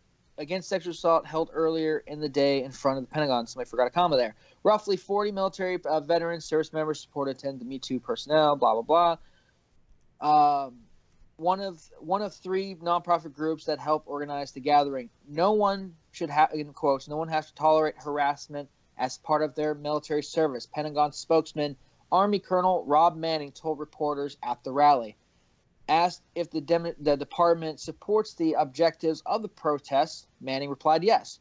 Speakers at the event, including retired Colonel Don Christensen, president of Protect Our Defenders, Monica Medina, a former special assistant to the former Defense Secretary Leon Panetta, I did get to talk to her and meet her, and Heath Phillips, a survivor of multiple military sexual trauma. Pentagon staff, including Chief spokeswoman Dana White, walked outside towards the end of the gathering to express their support. Quote, the DoD continually works to eliminate sexual harassment and assault from the military. Pentagon spokesman Marine Corps Major Adrian Rankin Galloway said in a statement to The Hill, we encourage service members to report all instances of sexual assault so we can provide support services and hold offenders accountable. That's the big thing that I think is the hardest part. I don't think we're always holding offenders accountable. I think there's always, but anyway, treating all military and civilian members with dignity and respect is a core principle of the DoD, he said. SWAN, which is the Service Women's Action Network Chief Executive Lydia Watts, said in a statement that despite the many efforts made by the military to address sexual assault and harassment, only 4% of cases result in conviction. Quote, true progress will be measured when there is a wholesale culture change in which retaliation is not tolerated. Survivors feel safe coming forward, and there is a swift and fair prosecution, Watts said. Now, I go into the rest of it goes in Golden Globes, whatever. And there's interesting because on the WTF Nation judge was on Twitter, and this guy was talking how, service members, we're trained to kill. We're getting. I saw that. our basic instinct, we're trained to have that basic instinct to kill, but we can't. Quick scoring update. Georgia is up 6-0 with another field goal. But they say, well, we're trained to kill but we can't control our urges for that other primal thing. What? Urges did he really fucking say that? Like that? Who the fuck said this? Some douchebag. Like, I saw that, and I'm like, it's called self-fucking control. Primal fucking order. It pisses me off because if he's saying we're trained to be disciplined or to be oh, I'm sorry, I'm holding. Oh no, go ahead. I'm pulling it up. If we're trained to be killers, we're trained to be the proficient death dealers. One of the things we are taught from basic fucking training is discipline. If you do not have the discipline to keep your grubby hands to yourself. Yes, that was just about to say that. It's called discipline. The same thing what you learn in basic training. Show up at the right place, the right time, the right uniform, and doing the right thing. If you can't do that shit and not have to touch on somebody or sexually assault somebody, then one, you're a weak-ass male or female. No. It's across both things. And you do not belong in the military because apparently you lack discipline. You lack not only that, no, but my point being is that, think about what he just said. We are trained to kill, and we have to have, quote, primal urges, unquote. That means your fucking ass should have never joined the military. You must have been a fucking surge soldier. You know what I mean? You must have been the waiver soldier that came in the military where you were authorized to be fucking, maybe just side of fucking murder, be able to come in because your ass was, fucking uncontrollable and shit. Fuck you. I was going to say with that same fucking logic, like you're going to say that somebody's a murderer that, who was in the military. They're they're a murderer because they were trained to kill. You know what I mean? Oh, yeah. Don't get me started on that shit. Had actually said that retweeted or stuff saying, can you please not insinuate that we're all like horrible human beings? Yeah, like exactly. Soldiers are like exactly. And that's what I'm saying. Christopher in the fucking Facebook live chat said it perfectly. We're trained to be professionals. Everything. I'm trying to do a job. I'm trying to do my job. Exactly. And whatever job that is, that is. Understand but that my job does not require raping males or females. It's or apples and oranges. Or being gender biased or none of that shit. That's why it does not belong in the military. Correct. If you believe it does, usually the biggest perpetrator, the biggest people that are like bitching about this, people bringing this up are the ones that are probably fucking guilty. Or have been so fucking, now I don't want to say misogynist because they have been getting away with it is what I've been saying. I look at more of that guys that say, oh, there's just a bunch of fucking women that are bitching about this shit and they just need to man the fuck up. Motherfuckers like that, dude, I will say this. We had a discussion, me and Flash had a discussion in the office about I have, if this would have happened, we were talking about just sexual harassment. And then I said I would I said I would burn the city if anything happened to my daughter, and I would wipe out bloodlines to anybody who fucking covered it up.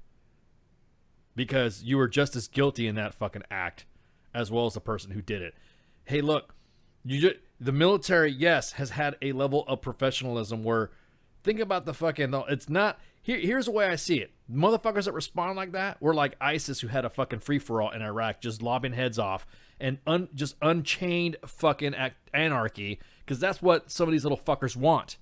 They think that to be a level of a man or level of a person or level of a soldier is to be, you know what? I know plenty of people who are trained professionals that drop bombs on people, that shoot rockets at people, that throw, whatever. Use your weapon system, use or whatever. Hey, you're a trained professional, and like you said, Flash, you have a job to do. That is your job. Well, you know what? At a job does not mean that you just grab a woman, throw her on the fucking ground against her will, and get another guy and do it, even in a normal job outside the military. So there's nothing to do with primal fucking urges, because you know what? I'll be honest with you, my primal urge to that comment, see, now I need to get a Twitter account, would be to fucking throat chop this motherfucker or dox his ass and find out where he fucking lives so I can drive over there and beat his ass. Yes, I said I'll beat your ass. If you think you could go ahead and sexually assault a woman and you think it's funny or cute or whatever, I will beat your ass. And Tim Kennedy will back me up. Because he said that Yeah. too. He's even said that. Hey, Well, look. all we got to do is message him. Be like, hey, bro. Exactly. All we have to do is say, is the whole point is that I don't fucking see where people are getting mad about something that we all know is illegal. We all know it's wrong. We all know it blows me the fuck away. The guys are trying to justify saying that it's okay to do it. We need to go back. The fact that the guy even tweeted back to the judge, that comment right there, there shouldn't even been a comment. There shouldn't have been nothing tweeted. So the tweet actually originated from first it was from Christina Wong. She is a writer for Breitbart. Funny enough, apparently she was out there. The gentleman, because at this point, fuck yourself, is Joseph Gerba, Gurba. And what he said verbatim, so I don't get misquoted for calling this guy a asshat, asking men to develop themselves into killers who can act on basic survival instincts and then suppose that it is possible to then control another a basic sexual instinct is madness. Guy can't spell, but anyways, it is why I think women should not serve, not because they cannot, but because of the danger. So he's trying to make himself out that he's just protecting the women. BS. Yeah. I'm sorry. Like you said, we're asked to develop themselves into. I'm not developed into a killer. I mean, No. granted, I was in public affairs and shit like that. There's no killer. There's not. I'm not on the high end of killers, but even no one is. No, we're not developing the killers. We do our job. Yeah. And whatever our job entails, whatever we signed up for, is what the job is. So to say that we're all killers is, I mean, you're disrespecting the whole service, every branch. That say any of us are training to be killers. Now we might say that stuff when we're training or whatnot, but are we really trying to we're just going to start like going through and killing people in the streets and shit? That's not what we do in the U.S. Army. We're here to be the best and take lives when we need to, but we're not killers. So that already is a problem. And then he keeps going because people he says, I'm a man who has been to war. It cannot be both ways. I'm totally fine with all women forced to prevent the same issue, but the reality is there isn't enough female volunteers to pick up the slack. The judge did point out that his deployment was Kuwait in 2001, 2002, 2001 to 2. He served in 2001 to 2006, and his one deployment was Kuwait. So honestly, Joseph Gerba, you can suck. I'm trying to be nice. Breathe. Fuck you. Yeah, exactly. You do not represent the U.S. Army. You do not represent the U.S. military, past, present, or future. That's the kind of thinking that. And the judge was like, maybe we should recall him and investigate him, because if that's the way he's thinking, then the motherfucker probably has more than just one skeleton in the closet. Like, this is just that's just stuff that really irks me, because I do know a couple people that have gone through that kind of trouble in their military career.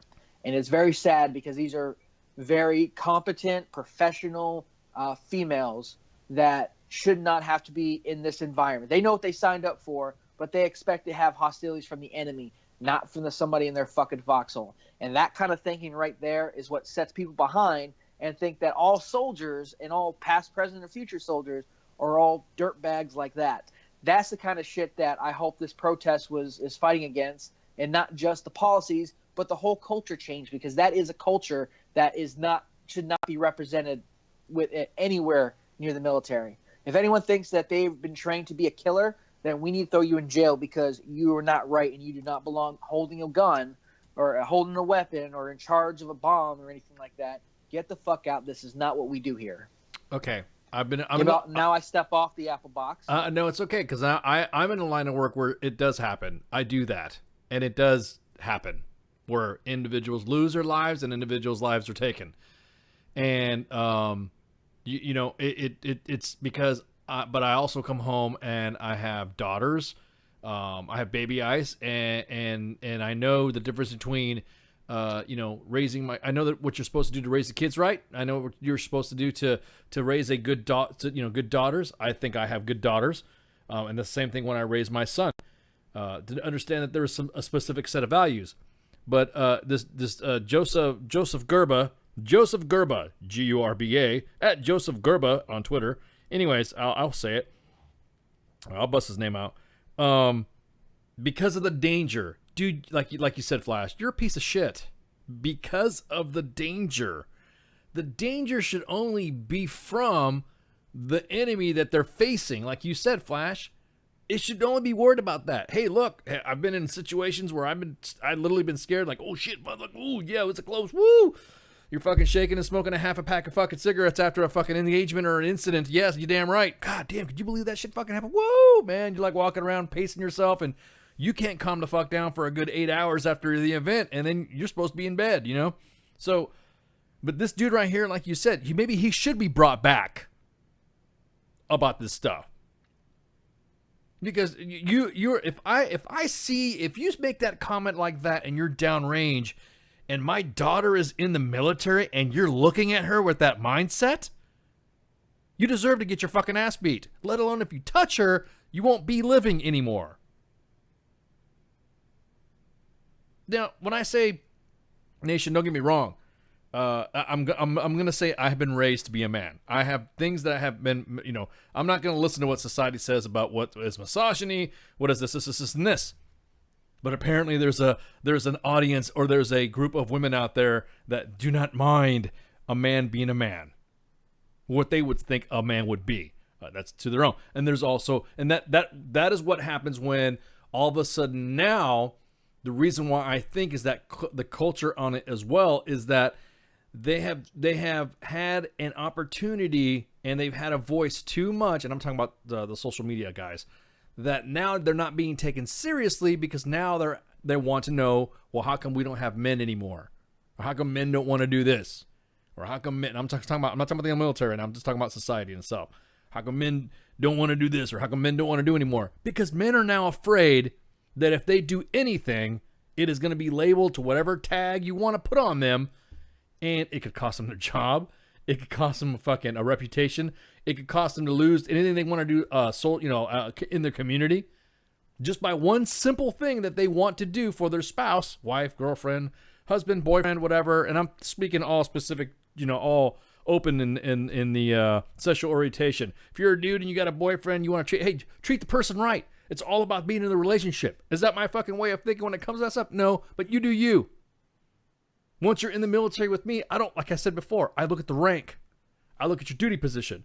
If you're my boss and you're my sergeant major, yes, sir, major. If you're my commander, yes, ma'am. If you're one of my soldiers on my team, or in my squad, or in my platoon, or in my company, or in my battalion, sergeants, privates, specialists, and that's it. You don't fucking hang out with your troops. Throwing a shout out to the 82nd 373 CAF. And you're exactly right. I've always felt, no matter what social change has come towards to the military, whether it doesn't matter how you feel about the transgender, what's going on with the transgender issue in the military, the sexual orientation. To me, if you meet the standard, I always have a place in my foxhole. Granted, my foxhole is usually air conditioning or warm because I'm public affairs, and we have Wi-Fi and coffee. So you want to be in my foxhole. But in all seriousness, if you meet the standard, you do your job. I could care less if you had 3 damn arms. I'd care less if you were sexually attracted to trees. As long as you keep that shit to yourself, you keep that shit to you. Do you? Yeah, exactly. But you meet the standard and do your job. Exactly. I don't care what you do. Exactly. I don't care who you love. I don't care what religion you pray to. Yep. I don't care what country you came from. As long as you're wearing the red, white, and blue, and that's your only, that's your baby right now. I don't care as long as you meet the standard.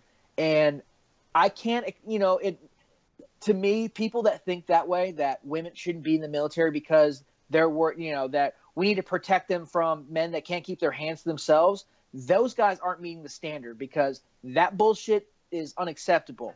We do know that men can keep their hands to themselves. We're supposed to be highly trained, highly disciplined. I mean, we're the people that can remember how to disassemble and reassemble an M4 or a 50 cal, or can do all the people that run all the drones and shit. We're the people that that man helicopters and planes and pinpoint bombs and airstrikes and remember all this shit because we're disciplined. That's what we do. If you cannot keep your hands to yourselves, or if you are the thinking that we have to protect women by just not having them in there because we can't, then none of you guys are meeting the standard. And I honestly say you need to either let your contract run out, or you need to find a way to get out of the military because you do not belong in my military, in ISIS military, WTF Nation radio military. Like, that shit doesn't fly, and there's no excuse.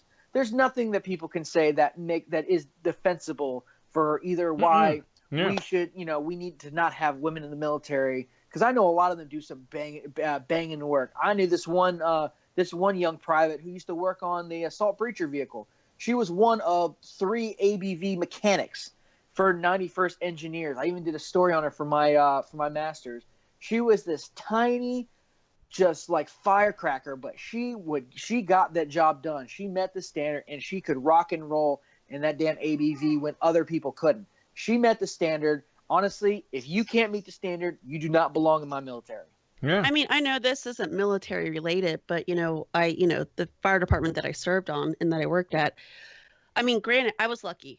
They treated me as an equal. I, showed them I could do my job or even outperform them, and they respected me. And what I find disappointing, not with just this guy's comment, I kind of wonder how he feels about women, being first responders. But however, when this whole Me Too movement started, to me, it felt like it just focused on Hollywood and politicians, and that was it. Like, everyone else was just excluded, including, women and men in the military who have endured, these, horrible things. And even, women and, and men possibly, in the first responder field. And to see how it was just, we were just like, they were all forgotten. Here we have, Harvey Weinstein or whatever the fuck you want to call him. They're complaining about him when these people knew. However, to me, like, and I'm observing, from looking at it, it seems like, with military, it was more prevalent that people were more afraid because they're afraid to be, looked over for rank, being fired or whatever if they spoke out. And to me, that seems, and for these, and I commend these women for standing outside the Pentagon and speaking up and speaking out instead of, standing up on stage in a $20,000 black fucking dress. And I know you guys are, we've already, kind of discussed this, and going, oh, well, women, we're up here speaking for women. Like, no, bitch, you're not. Like, in Oprah, they're fucking praising Oprah and about her fucking speech. I was waiting for that. Oh, I was waiting for that. God. Go ahead. What were you going to say about Oprah? Who, by the way, was one of Donald Trump's main picks for VP. Go ahead. So, here, Oprah's up there going on how she was a young girl and, she's watching, the fucking whatever, what was it, the Grammys? I mean, it's so irrelevant to me what the award show was like last night. Whatever. Grammys, that's it. The Golden Globes is what it was, not the Grammys. Anyways. At least get the fucking award in the art right. There. Come on. And I'm not denying that Oprah never struggled. She did. Yes, and she has overcome, and I'll give her that. But for her to stand up there and give this speech, knowing that she was like in fucking Weinstein's back fucking pocket, shut the fuck up. Damn. Like that, I'm like, really? Like, it pisses me off. Like, she fucking knew. Like, there's this one photo that she's, sitting next to this younger, lady, and Weinstein's like touching her in the arm. The expression on this lady's face, I don't know what. It was a kid. It was stop. It wasn't a lady. Stop. It was a kid. It was a kid. It looked like a kid. I'm sorry. No. It wasn't a lady. Don't say lady, because lady makes it sound like it was a woman that was about the same age. She was a young lady. She was a little kid. She to me, everyone's a kid because I'm fucking old. She looked like she was in her early 20s. And Oprah had a look on her face like she was handing her over to Weinstein. Yeah, here you go. Take her. Here's and sacrifice. She had this look of fear and Damn right. disgust Here's your tribute, on Weinstein. her face. Yeah, exactly. Like, here, like, here's your, sex toy for the night. Like, you can, here. I wonder if she told her, like, hey, do you need, your start in Hollywood? This is how you start. Here you go. Like, that is so, like, I was disgusted when I saw that photo today.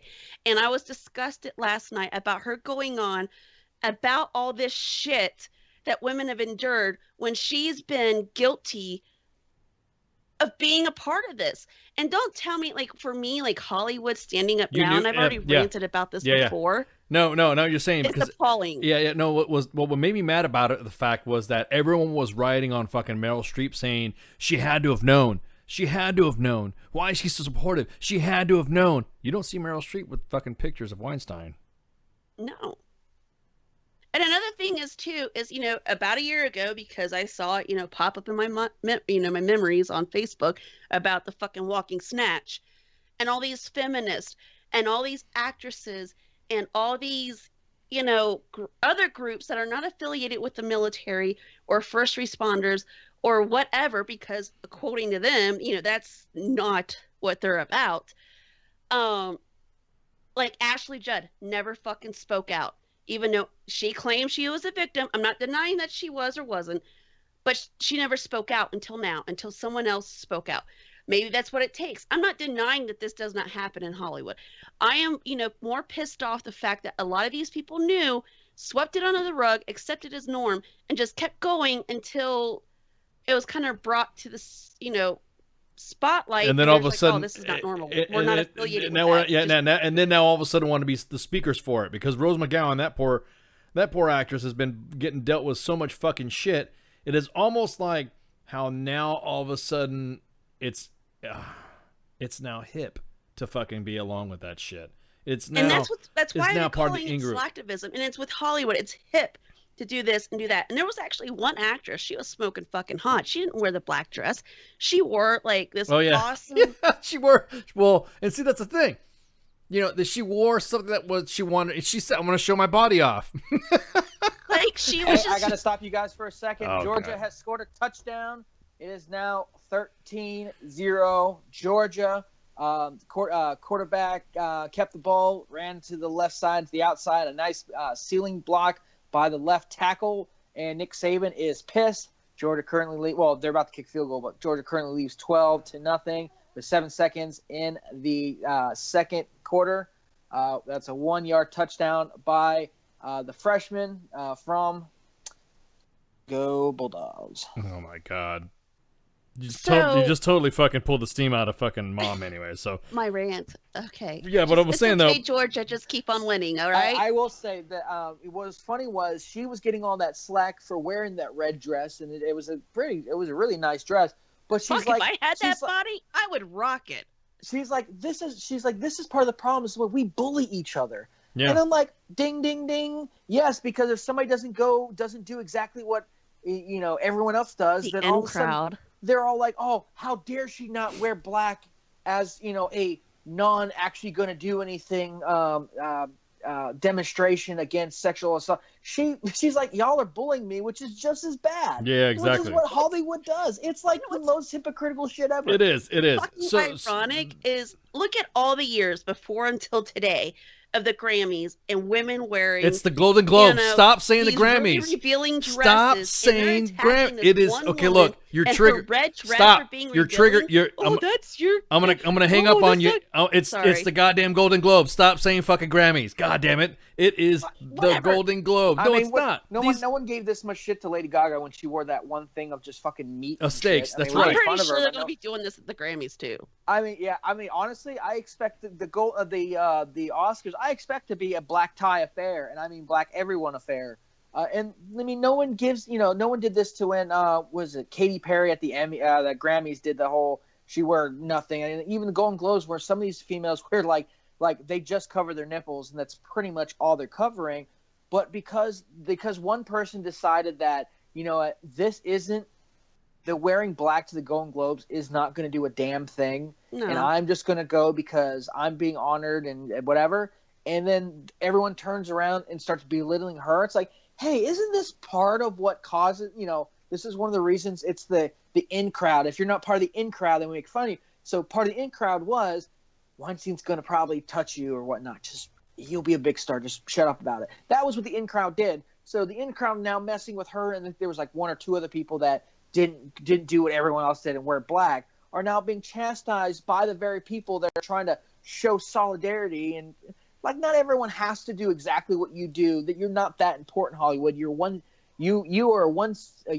town in one state in the United States of America. You are not that big of a They deal. You do want not to people's run lives the or have that country. big of a say like you think you do. Shut They the fuck want up. Back in to line. they want rating to was run. lower They this time? they want to run the country. That's what people blow me away. They want to run the country.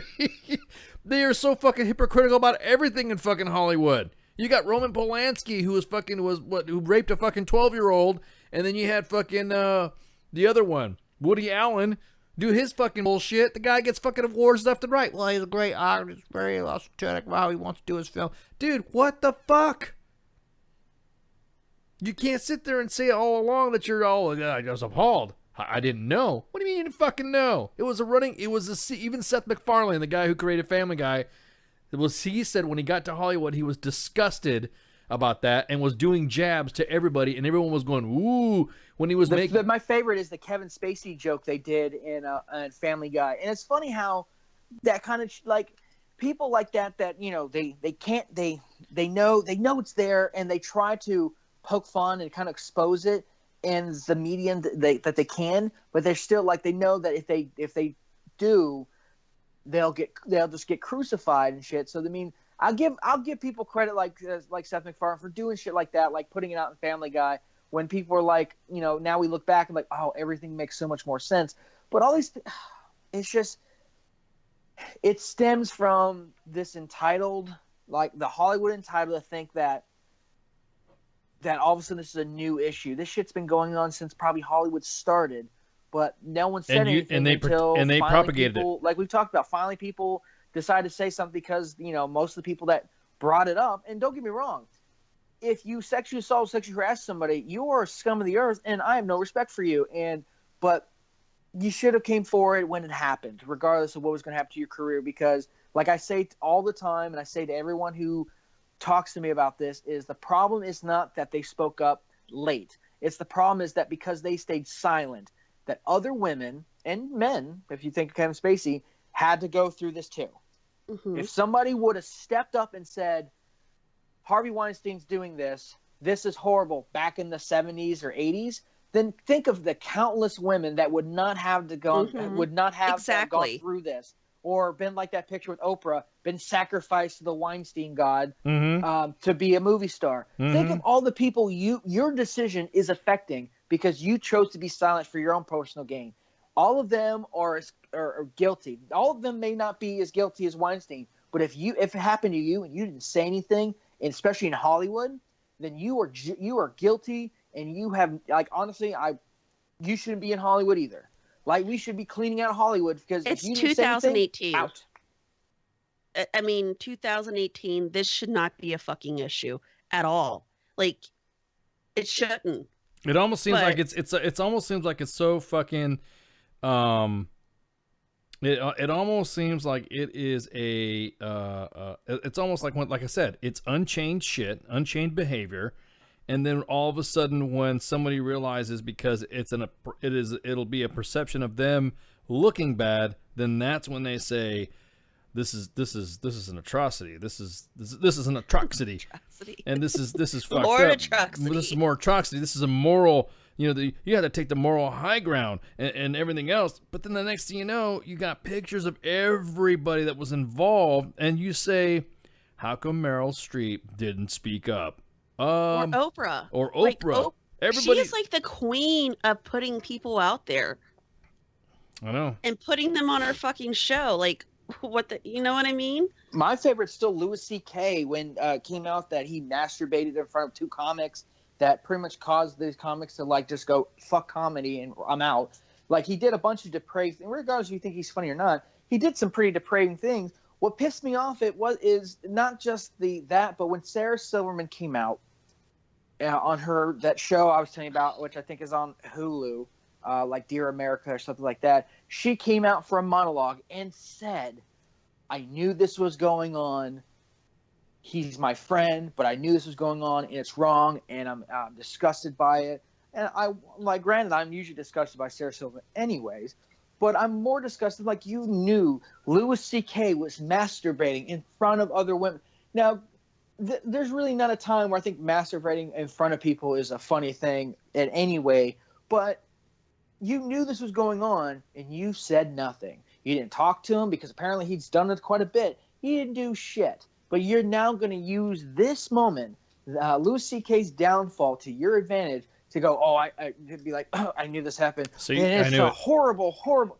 Get off and your let me high and horse let me because and you're let me just write. guilty Yeah, back I to mean, the she line. looks like one. yeah, exactly. Let me write my book about it so I can tell you the inside dirt and secrets about this shit. When you were probably, just Jesus. Oh man, you don't fucking sit there again. That picture of Oprah giving fucking that little kid to fucking wine. Matter of fact, I'm gonna fucking throw this shit up. Might as well get fucking involved. And you know what?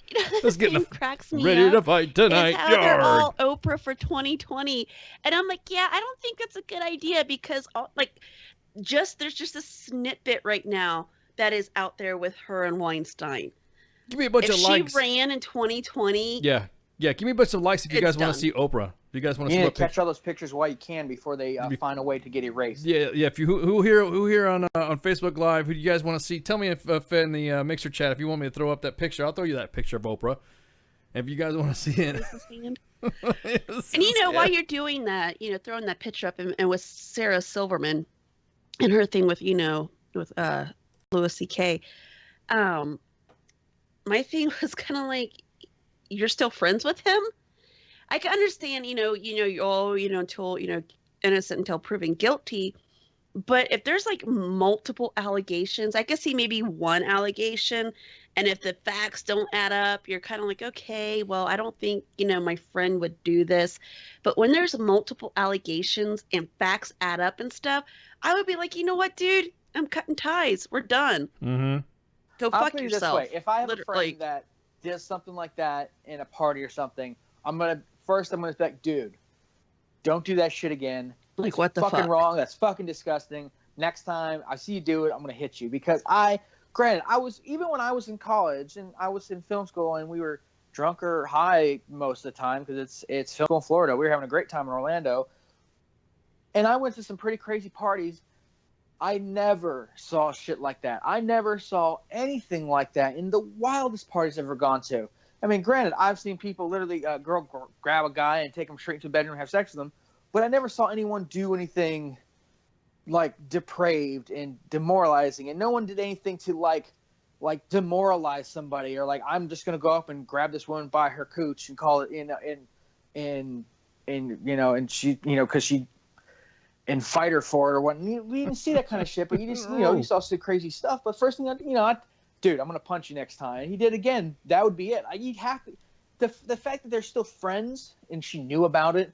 I'm sorry. I would have punched him in the face. I would have cut ties with them. Said we're done. I don't want to see it. Hell, I had one friend who at a party of mine near the end of my college got too handsy with his girlfriend to the point where she was trying to get away. And he was leaving hand marks.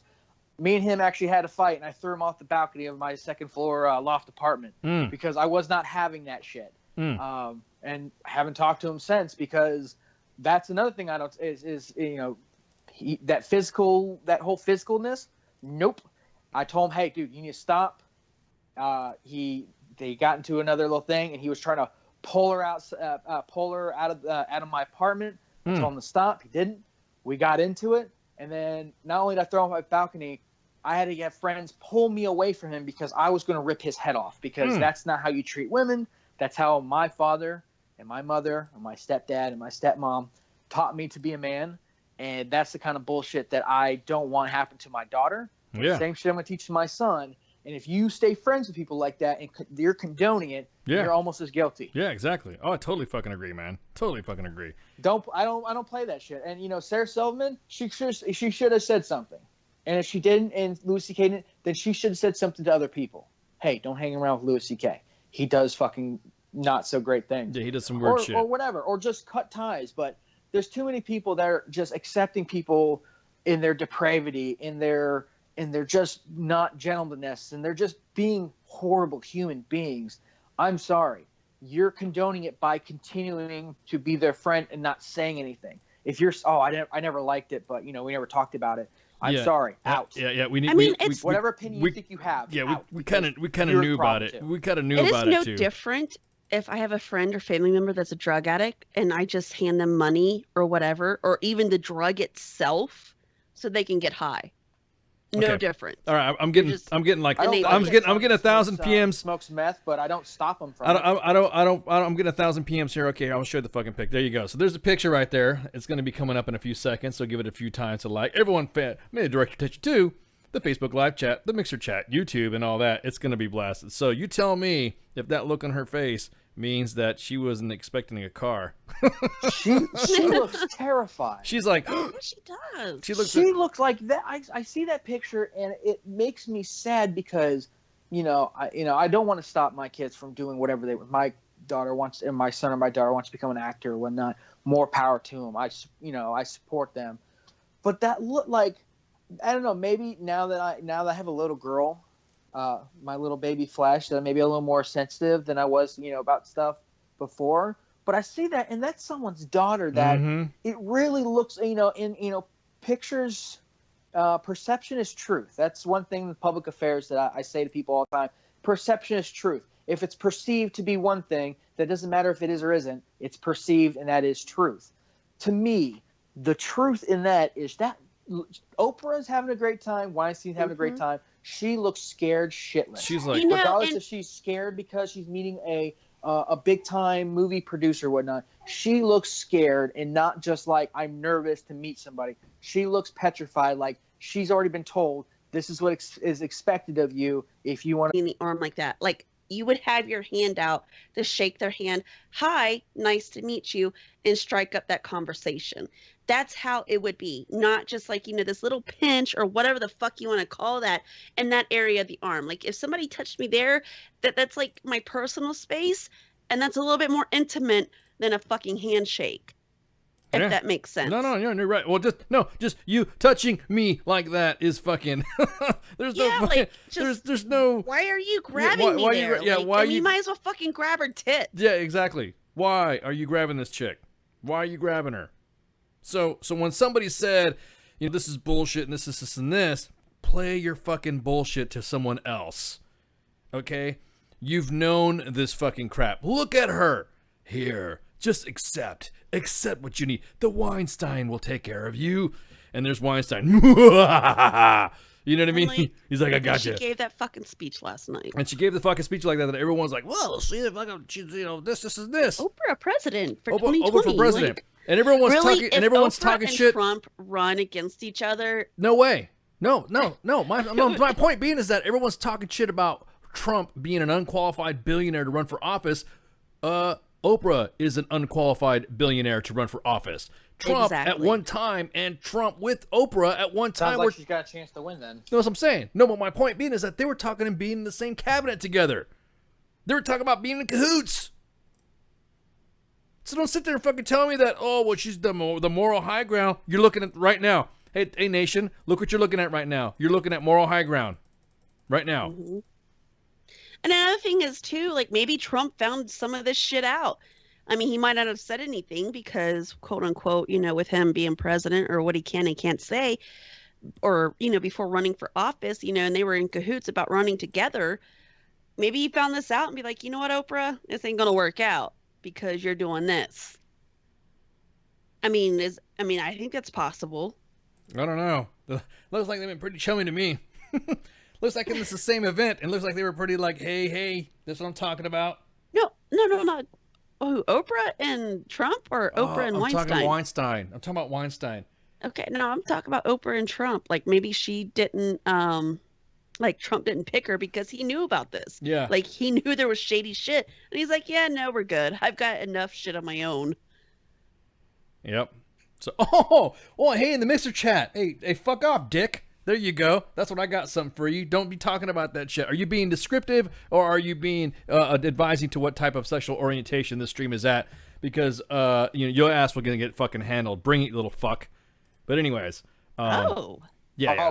Please tell me what's going on because I have the have no game up idea. and not Mixer for a change. Oh, Mixer. We have some kid. His name was Puta or something like that, or Puja or what? Puja. Maybe Puta sounds good. Yeah, Puta sounds good. But anyways, he said the stream is gay, so apparently he must be a Weinstein fan. That's why he's freaking getting all butthurt. But anyways, Crimea River. Yeah, Go ahead and call your local congressman. So my whole thing was that it seems like now everyone who was just recently saying that this guy was the fucking genius and this guy was the shit and this guy was that, and then all of a sudden they say, well, that was an underlying theme in Hollywood. Don't go up on fucking stage and then say that this is our right to do something. It's now our time, and you better now think about it, guys. Think about it. It's now our time.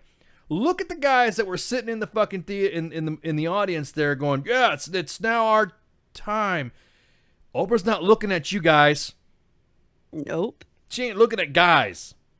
Oh, she'll look at some guys. Don't get me wrong, and look at some individuals who will follow her. But this isn't all about the fucking guys. No, don't get me wrong. Growing up, watching, my mom used to watch Oprah all the time.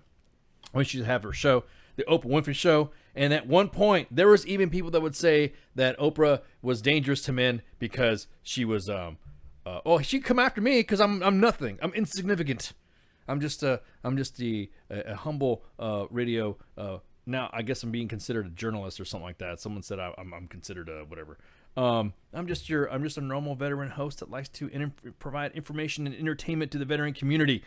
So I'm just telling you like it is because I was there during history when she was coming up around in the 80s and having her shows and would talk about anything and everything and was fighting the good fight for those who could not speak. That's the Oprah that I remember when I was coming up. She gained a sense of class that she did not. I had not one time I could say about Oprah. Since she's come on the world stage, I have never seen her use anything about race. I've always seen her use the story of struggle. I've never seen her use the story of race, if that makes any sense. She's always talking about how she was struggling and she had struggled and where she came from, blah, blah, blah, blah, blah. It wasn't until recently that now all of a sudden it's a picture now. Now all of a sudden it's a big deal. Now all of a sudden it's time to get in and discuss why men suck. It looks like you were kind of hanging out with a dude that was doing some sucking as well. More than that. Hang on for a sec. Let me adjust some. I had to adjust some mixerage here because I was laughing at Puta here, fucking talking shit. My apologies. There we go. And but anyhow, I don't know. For me, it's just like for the way Hollywood is doing this right now, they can just go fuck themselves. They cannot. It's like we said, they're trying to be. I guess you could say they're trying to be the poster child of sexual harassment and sexual assault in the workplace. You can't. Don't talk about gun control when all your movies is about guns. Exactly. Don't talk about pedophilia and don't talk about pedophilia and rape and all this other stuff when you just made a movie and you gave it a vote for be a critically acclaimed movie about a guy who falls in love with a underage boy, or you Correct. praise a guy who raped a 12-year-old girl who's still living out in exile out of this country and still giving him awards for skipping a fucking town so that way he wouldn't get convicted. Not just that, you're still making your fucking millions. When there's, when we got, your common folk, as, Hollywood or rich people would think, who are struggling with it. And how can, anyone, anybody that's listening, how can, Hollywood think they can relate with us? No, they can't. Obviously not. No, what do you trigger? You didn't trigger anything. You're good. Is Mixer an app? Mixer is actually a game streaming system that right now, Mike, if you wanted to and you wanted to go on Xbox, if you got an Xbox One, jump on Xbox, kick the family off the TV. They don't need to be watching. They need to be hearing this. I'm just kidding, man. Jump on Xbox Live, get on your Xbox One. It all comes with the Mixer. Streamingware.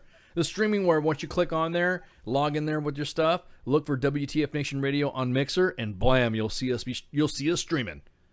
You won't be able to interact on the chats as much as you can with Facebook Live, but you can still listen to the show and hear it in surround sound quality or Dolby Digital. So. And don't forget, we're also on YouTube and the Facebook, and we're on the Facebook. We're everywhere you can find us. So we spread ourselves, so you're able to find us, listen to us, no matter where you're at. It's kind of cool. Yep. For the family. We are family entertainment at a different level.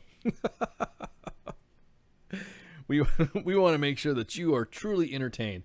Hey, we're over a break. We're supposed to take a top of the hour break, but we're ranting and yelling over each other and going wah, wah, wah, wah, and throwing pictures of Oprah up on fucking the screen and talking about hypocrisy and all sorts of shit. Hey, the next subject we're going to talk about, third section, is going to be pretty interesting too. It's going to be awesome what we're going to be talking about. Because there's more triggering happen. I said we're going to trigger some people tonight, so let's trigger some more. So, shots. Shots.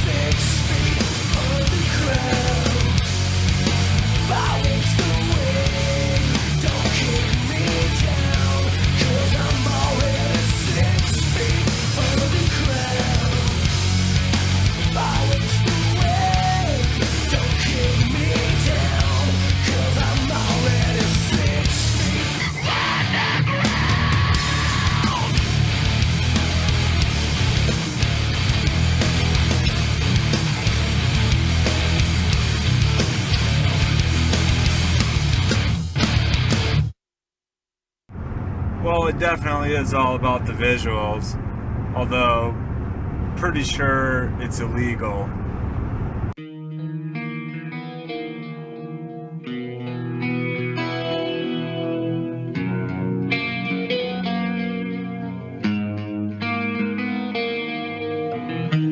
Hungry for another taste. You stumble around the time you waste, and your table's overturned. Sooner or later you crash, then you burn. I think I wanna die tonight.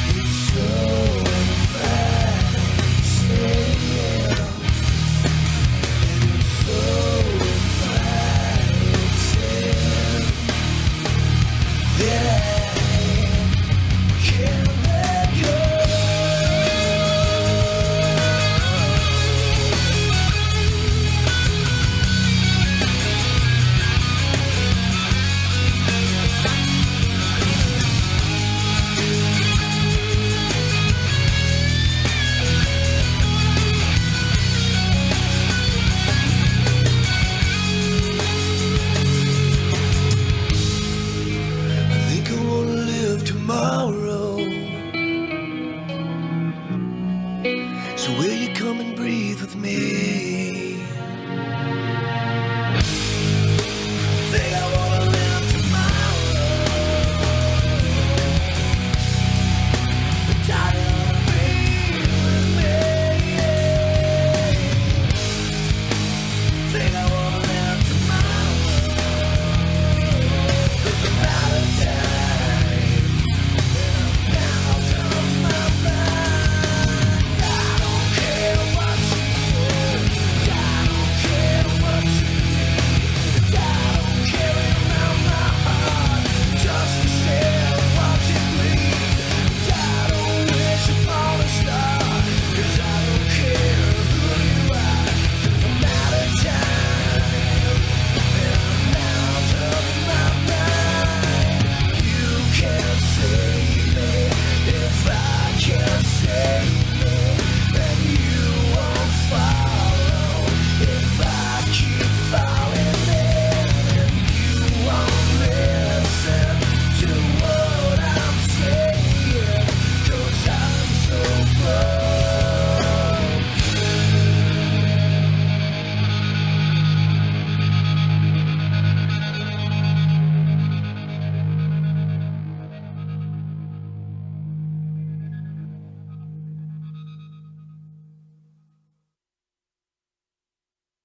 This station is now the ultimate power in the universe. I suggest we use it. The voice of U.S. Army, WTF Moments. This is WTF Nation Radio. I find your lack of faith disturbing. Good evening, boys and girls. This is Tim Kennedy. I'm a Special Forces sniper, a Ranger qualified Green Beret, a UFC fighter. Please listen to us and the shenanigans that we're going to say. We will insult you. There will be racial slurs. We will be sexist. We will offend you. But there will be magic, and a unicorn will be raped. So enjoy the show. Thank you for listening on WTF Nation. Determined to stop this future atrocity. The voice of U.S. Army, WTF Moments. This is WTF Nation Radio. And we're back. Sorry, I had to take an extended break. I had to, well, not really extended break, but I had to recharge my glass and use the facilities so we can come back and trigger you some more here on WTF Nation Radio. So enough Oprah bashing. Are we good with on the Oprahs? Actually, it's not really Oprah bashing. We're good. We're just asking questions. Yeah, we What can are move you on from drinking? Oprah. You do it. You're good. What am I drinking tonight? This Sponsored by. Sponsored by McAllen's or McAllen's or McAllen's. I'm just sipping. What is that? Anyways, okay, so what's the score looking like right now? It's a scotch, man. Flash. Ah. Sorry, I'm. They were showing Come on, so man. If you're watching the game, Georgia's currently up 13-0 against Alabama. Is the start of the third quarter. We were able to knock around Georgia. They decided to replace their starting quarterback with a true freshman out of Miami. He's the top-rated dual-threat quarterback, meaning that Hawaii. He's the top-rated dual-threat quarterback, meaning he is both a runner and a passer, so kind of like a combination between Michael Vick and Cam Newton type of stuff. And we sacked him and beat him around a little bit. So Georgia has the ball. Moving on. So our friends at Guardians of Valor, also known as Stolen Valor, have come up with an innovative way. Actually, they're developing a system to pretty much bust your ass out if you say you are a veteran owned and you say you are a for veteran business. It's almost like the Better Business Bureau for veterans. They're going to come on the show and discuss this to talk about what it is. But basically, just like they've outed people for not serving, because you see stuff all the time on Facebook, you see it on social media, guys that are wearing uniforms that obviously are way the fuck out of ranks, out of regs. You see their crazy ass fucking out of reg ribbons that they have on there, just unbelievable. Some of the shit you see guys wearing that they're trying to pass off as active duty or retired or of veteran status. So what that's what they do. Well, now it's gonna up it up a little bit. So just like we run a veteran organization for veterans, we've already been vetted by them. It's like we're like the We've got our seal of approval. we have our seal. I would think so. We would see. You've already been on the show a few times. Well, no, I was saying, but yeah, but it's not. It's like it's that system where they're gonna say, oh, you talk about you're for vets, huh? And you say you're a veteran run this, huh? Okay, let's see how much money goes to this veteran group. Let's just see how much veteran based you are. And I think that's awesome. I think that is awesome because I think it's now time for the card of saying you're a veteran to get away from shit, and and having the card of veteran to not own up to your responsibilities. It needs to be checked now, and this is it right here. It's much needed because how many organizations are out there that claim they are veteran owned and operated that really are? And the problem is, just like everything else, if you have people that are saying this without being checked and without being legitimate, they're diluting the rest of the veteran organizations that are actually veteran run and operated organizations. If you have we have Black Rifle Coffee and there's a couple other veteran run coffee makers and distributors and stuff like that. But then if you have another 15 or 20 that say they're veteran because it sells better and they could sell to a different market and all the other stuff, then it makes the ones that are actually veterans less special. Who cares? It's a dime a dozen when in fact it's really not. Correct. Correct. If you have like 18 different veteran radio stations and none of them are veterans. Here's my thing. Even though yes, they're validating veteran owned and operated companies, we all know there are also veteran owned and operated companies that are just for themselves and not for the actual community.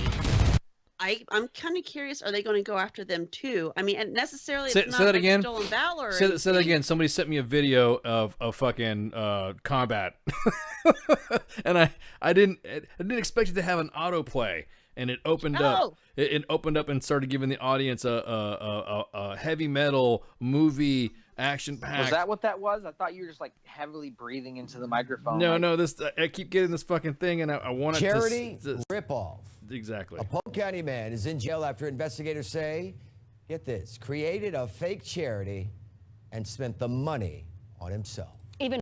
So what we're talking about is, and this brings into the story. A state attorney in Florida announced the arrest of a man accused of raising money for a fake veteran, advertised as a benefit for veterans. Christopher Edwards, 49, of Winter Haven, ran a fraudulent organization known as Power to Our Vets, which claimed to have helped veterans with their power bills and by selling solar power to power companies and all sorts of shit. So he would solicit donations by creating a fake social media post, promoting promotional posters, then holding raffles, and then financial statements revealed that the donations collected by Edwards were actually deposited into accounts owned and controlled by him. Local businesses, including motorcycle dealerships, offered items for him to auction off. The general manager of McKibben fucking Power Sports in Winter Haven said that his company gave him thousands of dollars in offering a charity a bike at a discounted rate. There's nothing worse than hurting someone who's out there risking his life, not allowed to have this luxury every day. That is the extent of his charity, which is pretty much fucking, that was it. He was charitying to himself. So he was taking donations to say it's for vets, and then just keep it to himself. So that's just one story. So the whole thing is that the scams are over. I'm so glad that they're doing this, man. This is like the Better Business Bureau seal. Maybe you need to help them out and say, hey, do you need like a WTF approval or something? Do you want to come on the show and dime the fuckers out or something like that? We'd be more than happy to not. To take them shits out. We would love to do it, because some of the things that I've noticed about the veteran community is that now it seems like everyone's saying it's doing stuff for vets. How much are you doing for vets? If you are donating to a charity that provides assistance to veterans, that's totally understandable, because if it's a 501c and 503c and whatever, and you're doing your damn business right, guess what? It's legit. You should not have to. If you are doing the right thing, then you should have not a worry in the world. No, But, you know- here's a warning to everyone else: if you aren't doing the right thing or don't have your ducks in a row and saying one thing and doing another, hell is coming. Yeah. So here's the thing, like, unfortunately, like, a lot of people, they don't do their researches on organizations or their resources about them helping veterans. They just like, oh, they help veterans. That's all they think. Like, you know, they see it on the internet or on like a video or a commercial, and they just blindly donate to these people. Or a guy without- sitting in his truck yelling at his camera. like a chicken. But anyways, so they're just like, they don't second guess about giving their money to the organization, not knowing.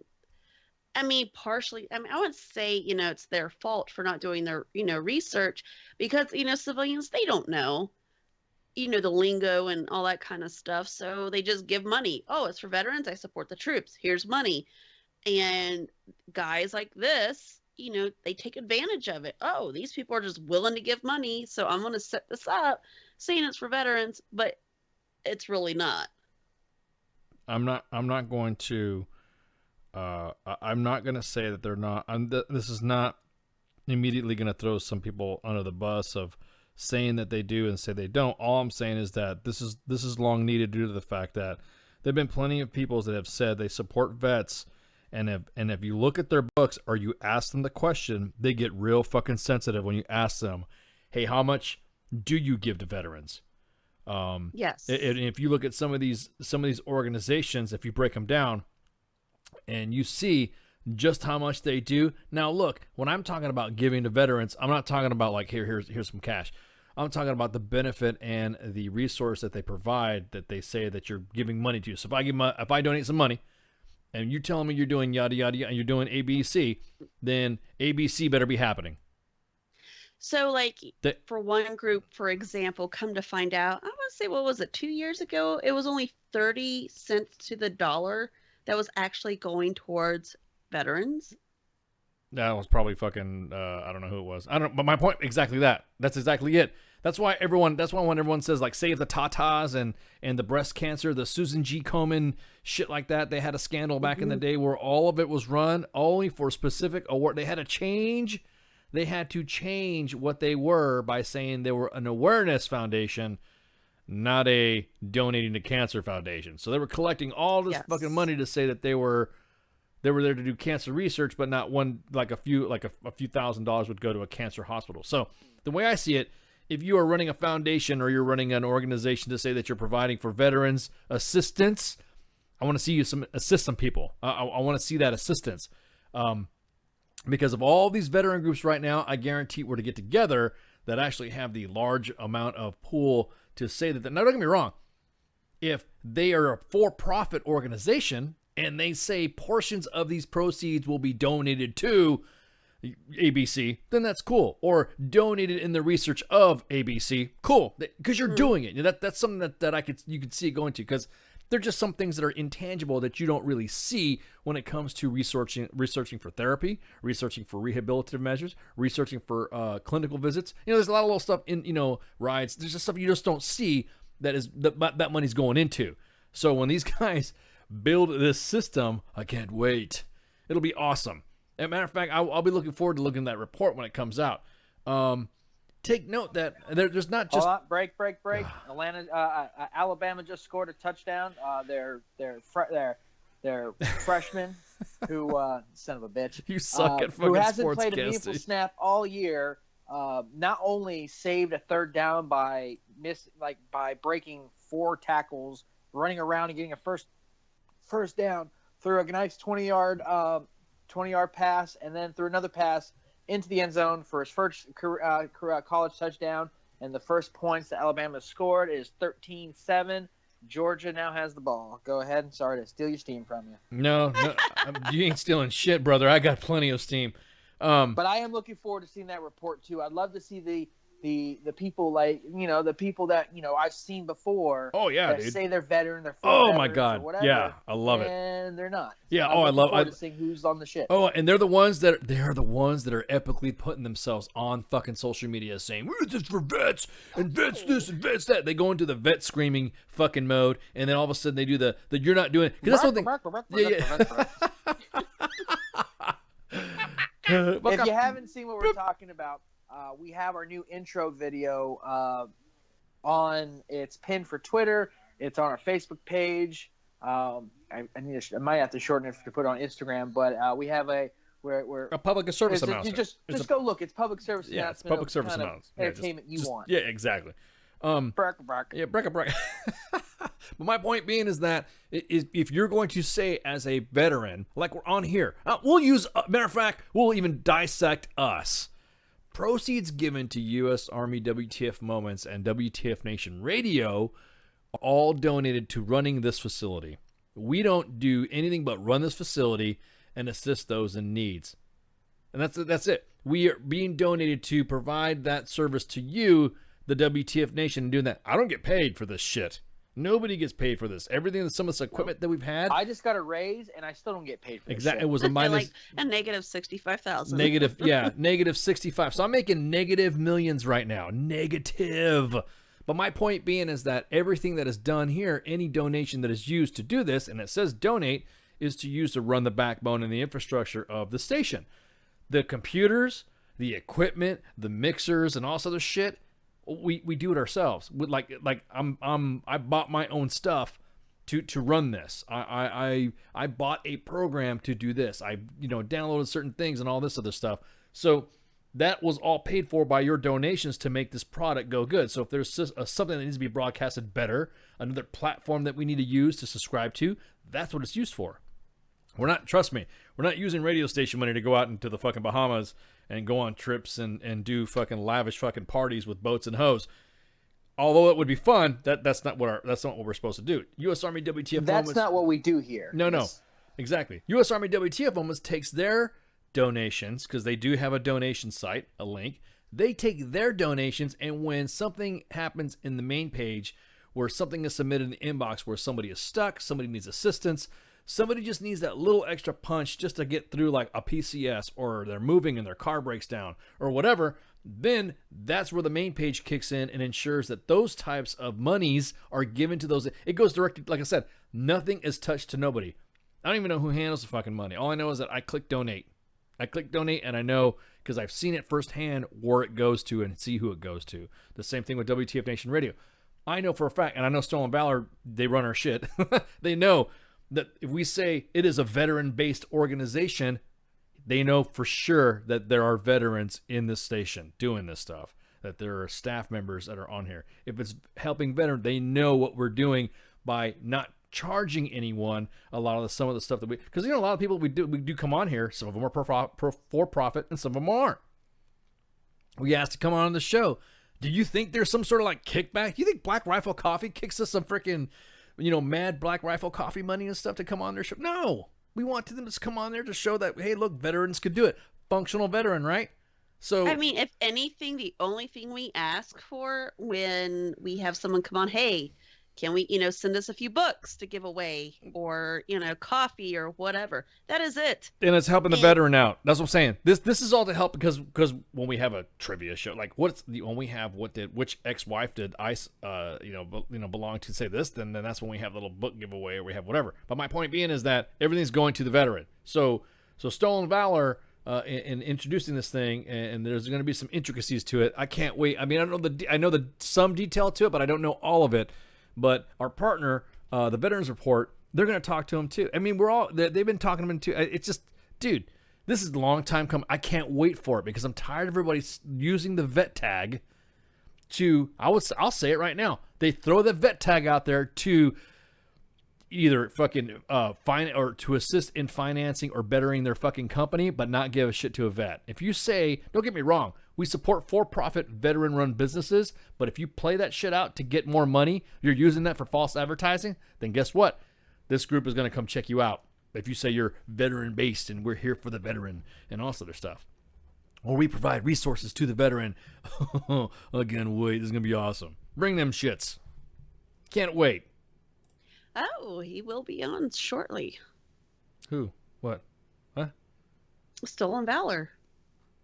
About the whole Valorified for the businesses. No, oh, come on, man. When you Touchdown, Georgia. When you say be on shortly, I'm thinking like he's coming on like in a few minutes or some shit. Like, what are you talking about? I mean, like a week. To me, a week now is shortly. Yeah. Well, anyways, my whole point being is that they're gonna do the vet certified pooch, so that we should go ahead and throw like a WTF Nation stamp of approval. You know, the Better Business Bureau has their stuff, and they put the little seal on there. And WTF, you've been WTF'd or something like that. WTF approved, Nation approved or something like that. But point being is that I can't wait. Seeing something like this has been, again, I cannot, Nation, I cannot, I'm going to beat the dead horse on this. There are too many people out there that are using your status as a veteran to make money and then not give anything to a veteran. Again, we support all companies, but if you say you're a veteran-run company, there better be some fucking veterans in there. If you say you're donating to veteran causes, then you better be donating to veteran causes. That's all we're saying. Truth in advertising. That's standard stuff. Well, hey, another score break. Georgia with the 80-yard pass scores another Holy touchdown. shit. Yes. Was there nobody guarding him or Georgia something? was backed up to the 10 off of a kickoff. Was backed up to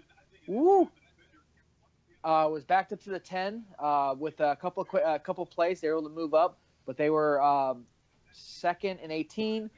Did a run. Now they were third and 11. Through this huge 80-yard bomb. And they're reviewing the play because it was right on the side of the sideline. He was able to, the wide receiver was able to push off the defender.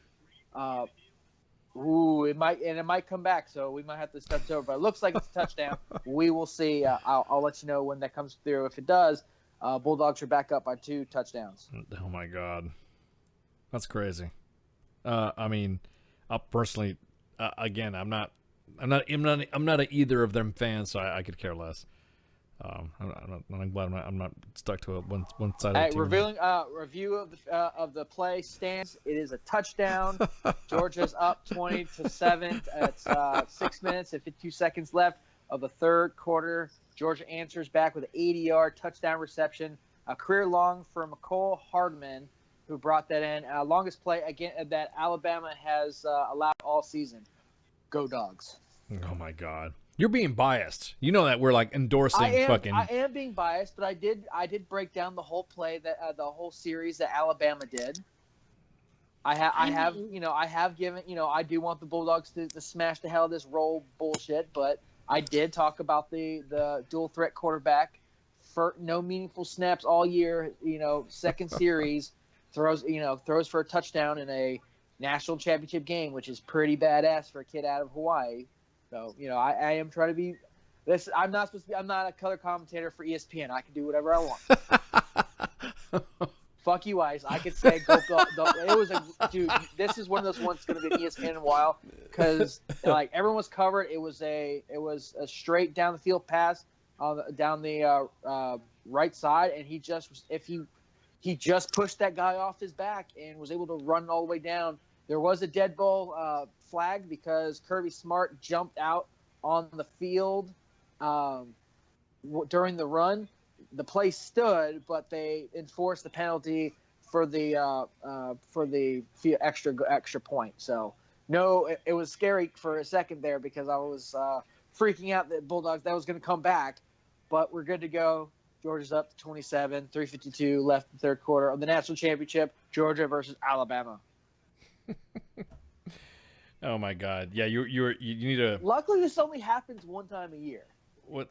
Again, I can't. Don't like the Super Bowl's on a Sunday. Yeah, but let's not even talk about. Yeah, but let's not even talk about how they're not even supposed to be playing. If that makes any sense. Alabama should. Honestly, Alabama. Damn, Alabama kind of got smashed on their kickoff. Alabama really shouldn't have been in the the playoff to start with. I mean, if you really look at Alabama's schedule objectively, they had a cake. They actually, according to the statistics, they had one of the easiest schedules, not in years, and one of the easiest schedules of all the ranking football teams. And they still lost to Auburn. That Wisconsin should have had that number 4 slot, or even Miami, if you want to be a little more bold. But Alabama got in because some people, and this is the flashpoint of this game entirely, is because it's 2 SEC teams, and a lot of people are upset because they feel that SEC and the ESPN have like this thing, and that's one of the reasons why two SEC teams got into the playoffs. Correct, and it shouldn't be that way. It shouldn't be that way at all. I don't agree with it. I mean, honestly, like, Georgia won their bowl game against Auburn. That's why they got in. Alabama. Everyone else won a bowl game. Alabama did not win a bowl game. Bingo. Oh. And that's the kicker. Like, if Oklahoma, they won their bowl game. I forget who Alabama played. I forget who Alabama played now. They won a bowl game. Alabama is the only one who did not. Interception by Georgia on the 40-yard line. Squirrel. Continue. It's funny because Fromm threw an interception on the second pass he threw. Oh, now there's a flag, so that might be coming back. But yeah, Alabama's the only one who didn't win a bowl game. And I won't lie, I do like the playoff thing that they college football does. I think it's sideline warnings assessed against Georgia. Okay. Well, hey, real quick. They need to get their stuff. Apparently Georgia needs to get their shit in order. Okay, mute your mic for a sec, so that way I can bust out some house cleaning. Don't cut in until I ask for what's going on, because I got a house clean. I got a house clean. I know. Yeah. So keep the mic muted. Hey, so real quick, we have another show coming on the that's coming on the freaking taco truck. That's what I'm talking about. Real quick, this Thursday we have Dan Corporale from High Art Heroes, USMC. It is not this Thursday. It's what? No. What are you talking about? What are you talking You about? said this Thursday. No, I didn't. I'm reading this Thursday. I said we had Dan Corporale for Sergeant's Time. So hold on, let me check.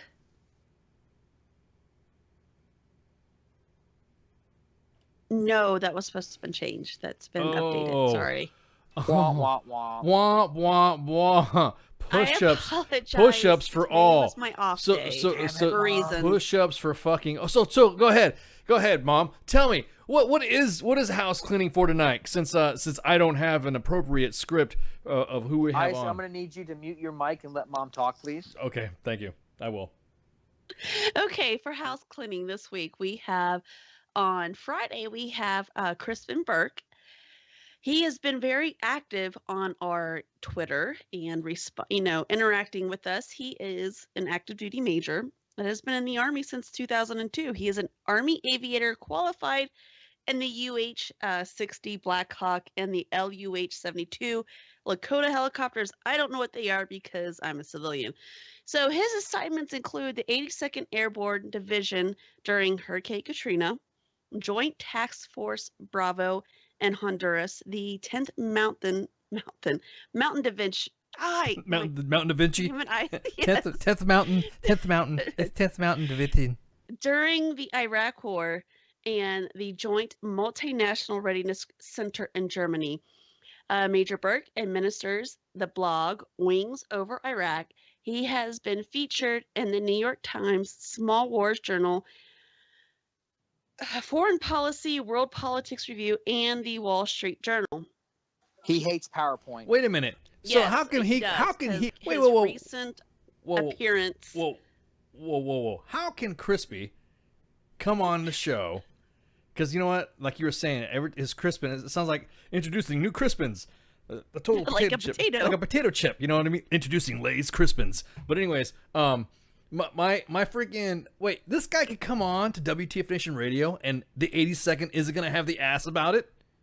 He did it? I'm pretty sure he probably just doesn't give a fuck. We're currently working with their PAO to make sure that Okay. what we talk. I We're don't know. doing I don't- everything in line no, like no, they want. no, but, I don't care. I'm just saying there's that- nothing. There's nothing UCMJ or in the Public Affairs Handbook that says that anyone can't go on any news organization or radio or anything like that. So it's awesome that he's taking the time to come talk to us. It is. And learn more about how awesome he is. And, we know that he's running through the right protocols. They know who we are and what we do. So Okay. I think this is a great opportunity for us to show the regular Army that, hey, if you're awesome, you should come and talk to us and don't worry about it. Rated up by tonight. Okay, so after we go, so we got Crispy Burke on freaking on the 12. Okay, so on Saturday, Yeah. with a Jay Reddy show, Saturday Night Savagery, we have Louis. Is it Lewis or Louis? Lewis. Let's just say Lewis. Lewis. Yeah. Okay, Lewis. Because I don't know if he's like really the French version or not, or the Hispanic version. But the Fernandez part tells me Hispanic. But anyways, from Conus Battle Drills That's will what I'm be talking on. about. Yep. And we also, we kind of go back and forth on Twitter with them, and they pretty much give out information on how our veterans can, adapt to the civilian life. And they push that information out there. So, and then next Monday, when I said that Stolen Valor will be on shortly, they will be on next Monday, the 15th, for the Monday edition. And not only will they be, on here to talk about Stolen Valor, they're going to kind of give us an update on what they've been up to and their new project called Valorified to validate veteran-ran businesses, That's what I'm like talking how about. the Better Business Bureau Yep. does with, Hell yeah. Go ahead, continue. I'm and sorry. obviously, ICE is excited about that. Yes. So, and then on the 18th of January, KJ will have his very first guest on the taco truck. Taco truck. See, Jonathan Davis, who is a lawyer, and he is from the Veteran Esquire Legal Solutions. Mr. Davis is an Army veteran that dedicates his life to serving veterans and their families. John founded the Veterans Legal Solutions after serving 15-month deployment to Iraq, earning a law degree from a top 100 law school, serving as an attorney for the federal government agency, and managing a veterans benefit program for the Big Six veterans serving organization. He currently owns and operates Veteran Esquire Legal Solutions, representing veterans from across the United States in pursuit of VA benefits, discharge upgrades, federal records request, and litigation. So basically, he's out there to help making sure that our veterans are getting their benefits that they have deserved. And of course, he's fighting for that. And then on, 19 January, we have the Guardians of Green Beret. Oh man, these guys are cool too. So they are kind of like, they work, I found out information today that, they kind of work with, Stolen Valor as well. They kind of concentrate on more about people claiming, falsely claiming being a Green Beret. That's and what I'm talking about. They just do the same thing as, Stolen Valor. They put them out there and they keep or try or deny or whatever to make sure these people are not stealing benefits like we were talking about earlier on the show from Green Beret foundations. Correct. Because I remember when Keith David came on in Task Force Dagger, they have specific benefits that are given only to specific RSOF soldiers. So yeah, this is going to be the important thing we're talking about before. I'm sorry, I didn't mean to cut you off. Go ahead. Sorry. Oh, you're good. So, and then on 20 January, which will be again the Saturday Night Savagery on Jay Reddy Show, will be John Peck. Oh, he's back. He's been on before. Yep. He is a United States Marine Corps veteran. He is a quadruple amputee and a double arm transplant. So he will be back on to let us know how everything is going with his new arms. And recently, he had just met the president, Donald Trump, and we're just going to have him on, talk about, about his experience meeting Donald Trump and just to hang out. And like always, if you have any suggestions of what guests you would like to have on the show or who you'd like to see or showcase, please message our Facebook page at facebook.com/WTF @WTFNR to our inbox and let us know who you'd like on the show. What? Just nothing. Oh man. Alabama scores a. I was field goal. just about to ask you, what's the score? Because I could see you just chomping at the bit. Well, as soon as you asked me to put to mute my mic, Fromm throws an interception by throwing it at he's escaping the pocket, throws it at somebody's helmet, bounces off, big lineman gets the interception. They take the ball down a little bit downfield, all the way to 35. Georgia bends but doesn't break. Alabama hits a 40-yard field goal, 20-10. Georgia is winning this thing with 5:15 left in the third quarter. Let's go Bulldogs.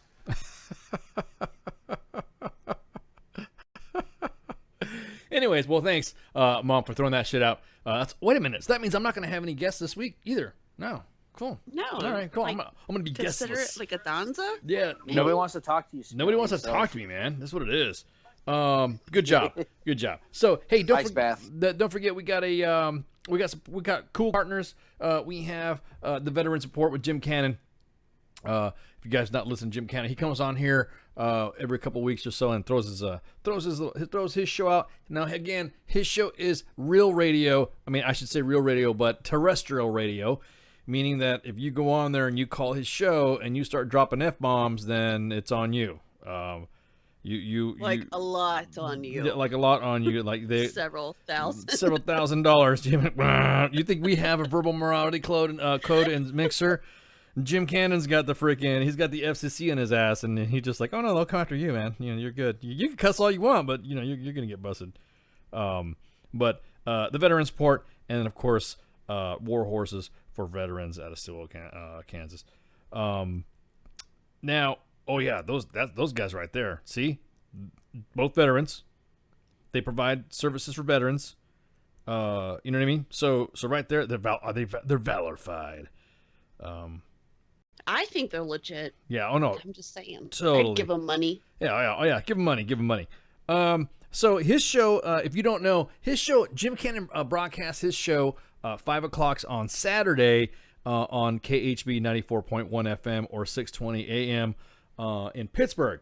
So it's pretty cool that we have terrestrial radio. So every couple weeks, you'll see a broadcast or you'll see his retrans, real radio retrans, here on WTFNationRadio.com's Facebook page. So always stay tuned to that. Warhorse Veterans, the gang. Hey guys, what's going on, Warhorse? Love them. Out at Stillwell, Kansas. Go to their Facebook page. Go to their website. Right now, they're still taking donations for their enclosed arena, which I'm stoked for. Still waiting on. That's gonna be awesome. That's gonna be awesome, man. I can't wait to see that. They'll be able to run services year round and provide veterans the equine therapy and rehabilitation measures to assist them in their transitioning from a combat zone and into civilian war. That's been helped a lot of us out, helped people that we know out, and everybody who's referred. Totally free to the veteran, which is where they get their donations from, is they utilize donations to fly them out, assist them, discuss with them, get them involved with the animal training and all that. Put them up in a nice hotel, feed them, get them acquainted. No pressure, no nothing. You just have to go check it out. They have their own methods of doing it, which I'm not going to go blab it on the air. I'm just going to say that this is what they do. If you don't be a skeptic, do not be a skeptic. You will not be disappointed. And then they'll fly you back, and then it's great memories. Again, I will never forget my experience there. I'm going to go back. Screw it. I'm looking forward to finally getting out there. They did have a great program, a great group of people, and if you can donate to help them get that enclosed stadium, because it's only going to help them provide more awesomeness all year long, despite whatever weather comes their way. Exactly. So also we're probably going to see some more broadcasts and more webisodes come out in the future. And we were saying that we're doing some stuff. I really want to spoil Star Wars for you, but I can't. Due to specific projects that we have in line and all that, and we want to make sure that we protect a lot of the projects that people might get pissed off, or people might be all that. You know what I mean? We don't want to ruin a surprise. It's like you. Do you want to watch what the cake's going to be made, how the cake's going to be made? No, you want the damn cake, right? So let me make my damn cake, and then you'll be good. That's the way I feel about some of the stuff. But then again, I'm that guy that knows who killed Luke Skywalker. So, anyways, and Yoda dies too. So with that, just looking at your reaction, I know you don't care. I'm just. I know you don't care My about reaction. it. Yeah, you're just sitting there going, okay, I know what you're trying to do, Ice. You're trying to like freaking say that whatever. I know. Well, I mean, I'm busy front desking too, so okay. Yeah, Whatever. exactly. Yeah, front desking too. I'm sorry. You haven't seen the new Star Wars yet? Oh man, sorry, so sad. No spoiler. Hey, we're spoiling. We had to spoil. Who cares? It's already been like a month. Really? We said- I mean, even if we spoil it, don't you want to see how it goes down? Yeah, The statute limitations for new movies and spoiling is a month. No, and that it was 30 came out in days. Yeah, December, yeah. so. We talked about 'Cause 30. I saw in December opening night. So Yeah, it was Sorry. Yeah, middle of December. It's about ready to be MLK weekend, and so guess what? It's spoiling. So if you don't watch it, go cash in the chips. It sucks to suck. How's Yeah, that? yeah, exactly. I know. If you guys are showing me links to how to watch the fight, then you should not freaking get upset if I'm telling you about Star Wars. But hey, real quick, Game of Thrones should have got it. Should have got the Golden Globes and all this other shit that everyone was talking about. And there you go, Spanky. I did the shout out for Game of Thrones. So with that, you guys don't have anything for me. Shit, shots. I guess it's gonna be a good night. I'll see you guys on Thursday for Sergeant's Time. I will be guest list, so it'll be awesome. Can't wait with our guys. We got a show every night, 20 to 2300. Tuesdays and Thursdays we have the taco truck, 12 to 1400, and then Wednesdays are Donza or training holiday, is like freaking Spanky likes to say. So with that, shots, and y'all have a good night. See you. I am here determined to stop this future atrocity. The voice of U.S. Army, WTF Moments. This is WTF Nation Radio.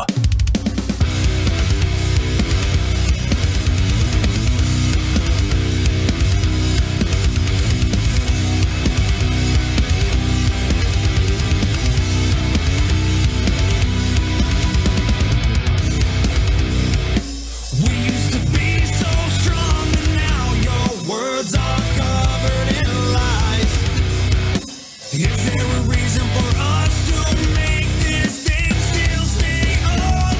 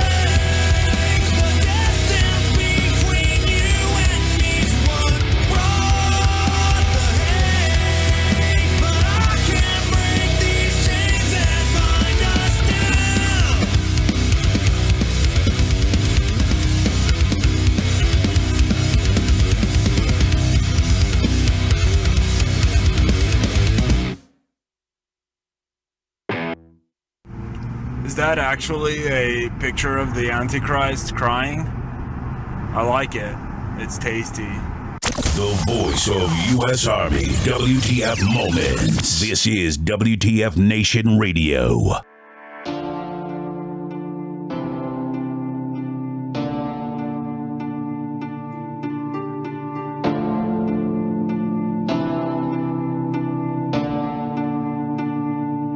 You said you'd never ever break down, but here I am sweeping pieces off of the ground. You said you'd never ever play to crowds, but I've seen you hoping to play songs to them now. I've spent all night long scared of tomorrow, broke my alarm. Everything's almost lost. Pick it up slow before it's gone. Fragile. We're shining now. I never thought I'd be so fragile. You're not alone. It didn't break before it's about to. We've been here before. I don't ever wanna change. I'm fragile. I don't ever.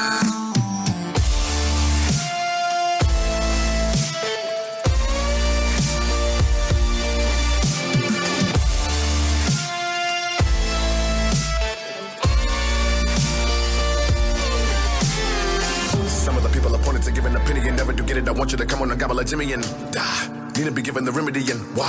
Critics are really the enemy and can't stand the way they slam today's gifted. Effing incredible, get fanned away with grands to pay. This gem, well, a scripted, definite impeccable. Right around, I'm gonna put everything in a flow. I'm the I'ma look very mean when I'm foe. Scribe-a-limity has never been at a show. By the time it'll be better living in the stove. Cause they wrote another my lies, quotes stuck in my eyes. Amateur writer dissing. He's a beginner in hopes for your demise. Folks, I'm a despise, never do try to listen. It's real, I'm mad.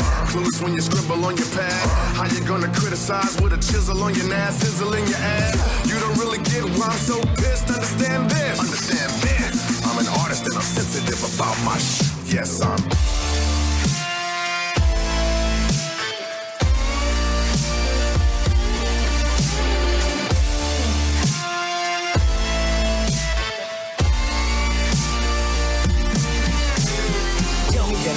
Tell me that my name is big as Venus, Jupiter, than Uranus. Tell me that your anus got your head in it. I can smell the articles and know you're heinous. Tell me that you love me, always thinking of me. Unconditional, I'm hoping I'm your favorite. Grab a fishing pole and throw me with a shark. That's the feeling I get when you're concentrating on this pen, on this pad. Tell me you willing to disown my craft. Tell me the feeling of picking apart this track. Putting my heart and my soul in these lines, telling me platinum and gold all the time. Looking to bury a deep hole for mine. This is more than you and this is more than you and your entire building. Slander and abusing what I call a real is coming from a student. Tell myself to use a poem as a Uzi. Empty magazine, I seen a magazine. You see my trigger finger, then I started shooting. That was nicotine, I'm about to smoke them all and turn and listen for all. You should've known my music. We're shining now. I never thought I'd be so fragile. You're not alone. It didn't break before it's about to. We've been here before. I don't ever wanna change. I'm fragile. I don't ever.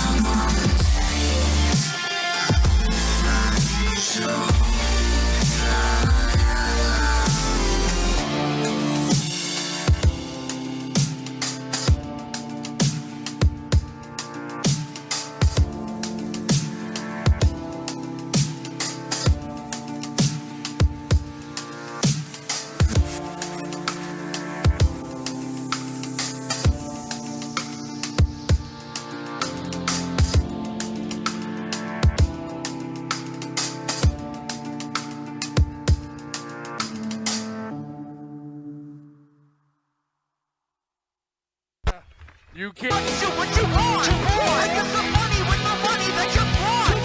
Then where you get your information from? You think that you can follow revelation? Come on, it's only Mike to the living. Everything stated on WTF Nation Radio is to be considered the opinion of the person that stated it, and not an official representation of WTF Nation Radio or U.S. Army WTF Moments. Price does not include tax, title, or license. Some assembly required. Each item sold separately. Batteries not included. Objects in mirror are closer than they appear. If conditions persist, contact a physician. Individual results may vary. Keep out of the reach of children. Avoid prolonged exposure to direct sunlight. Keep in a cool, dark place. And please enjoy the show. Shots.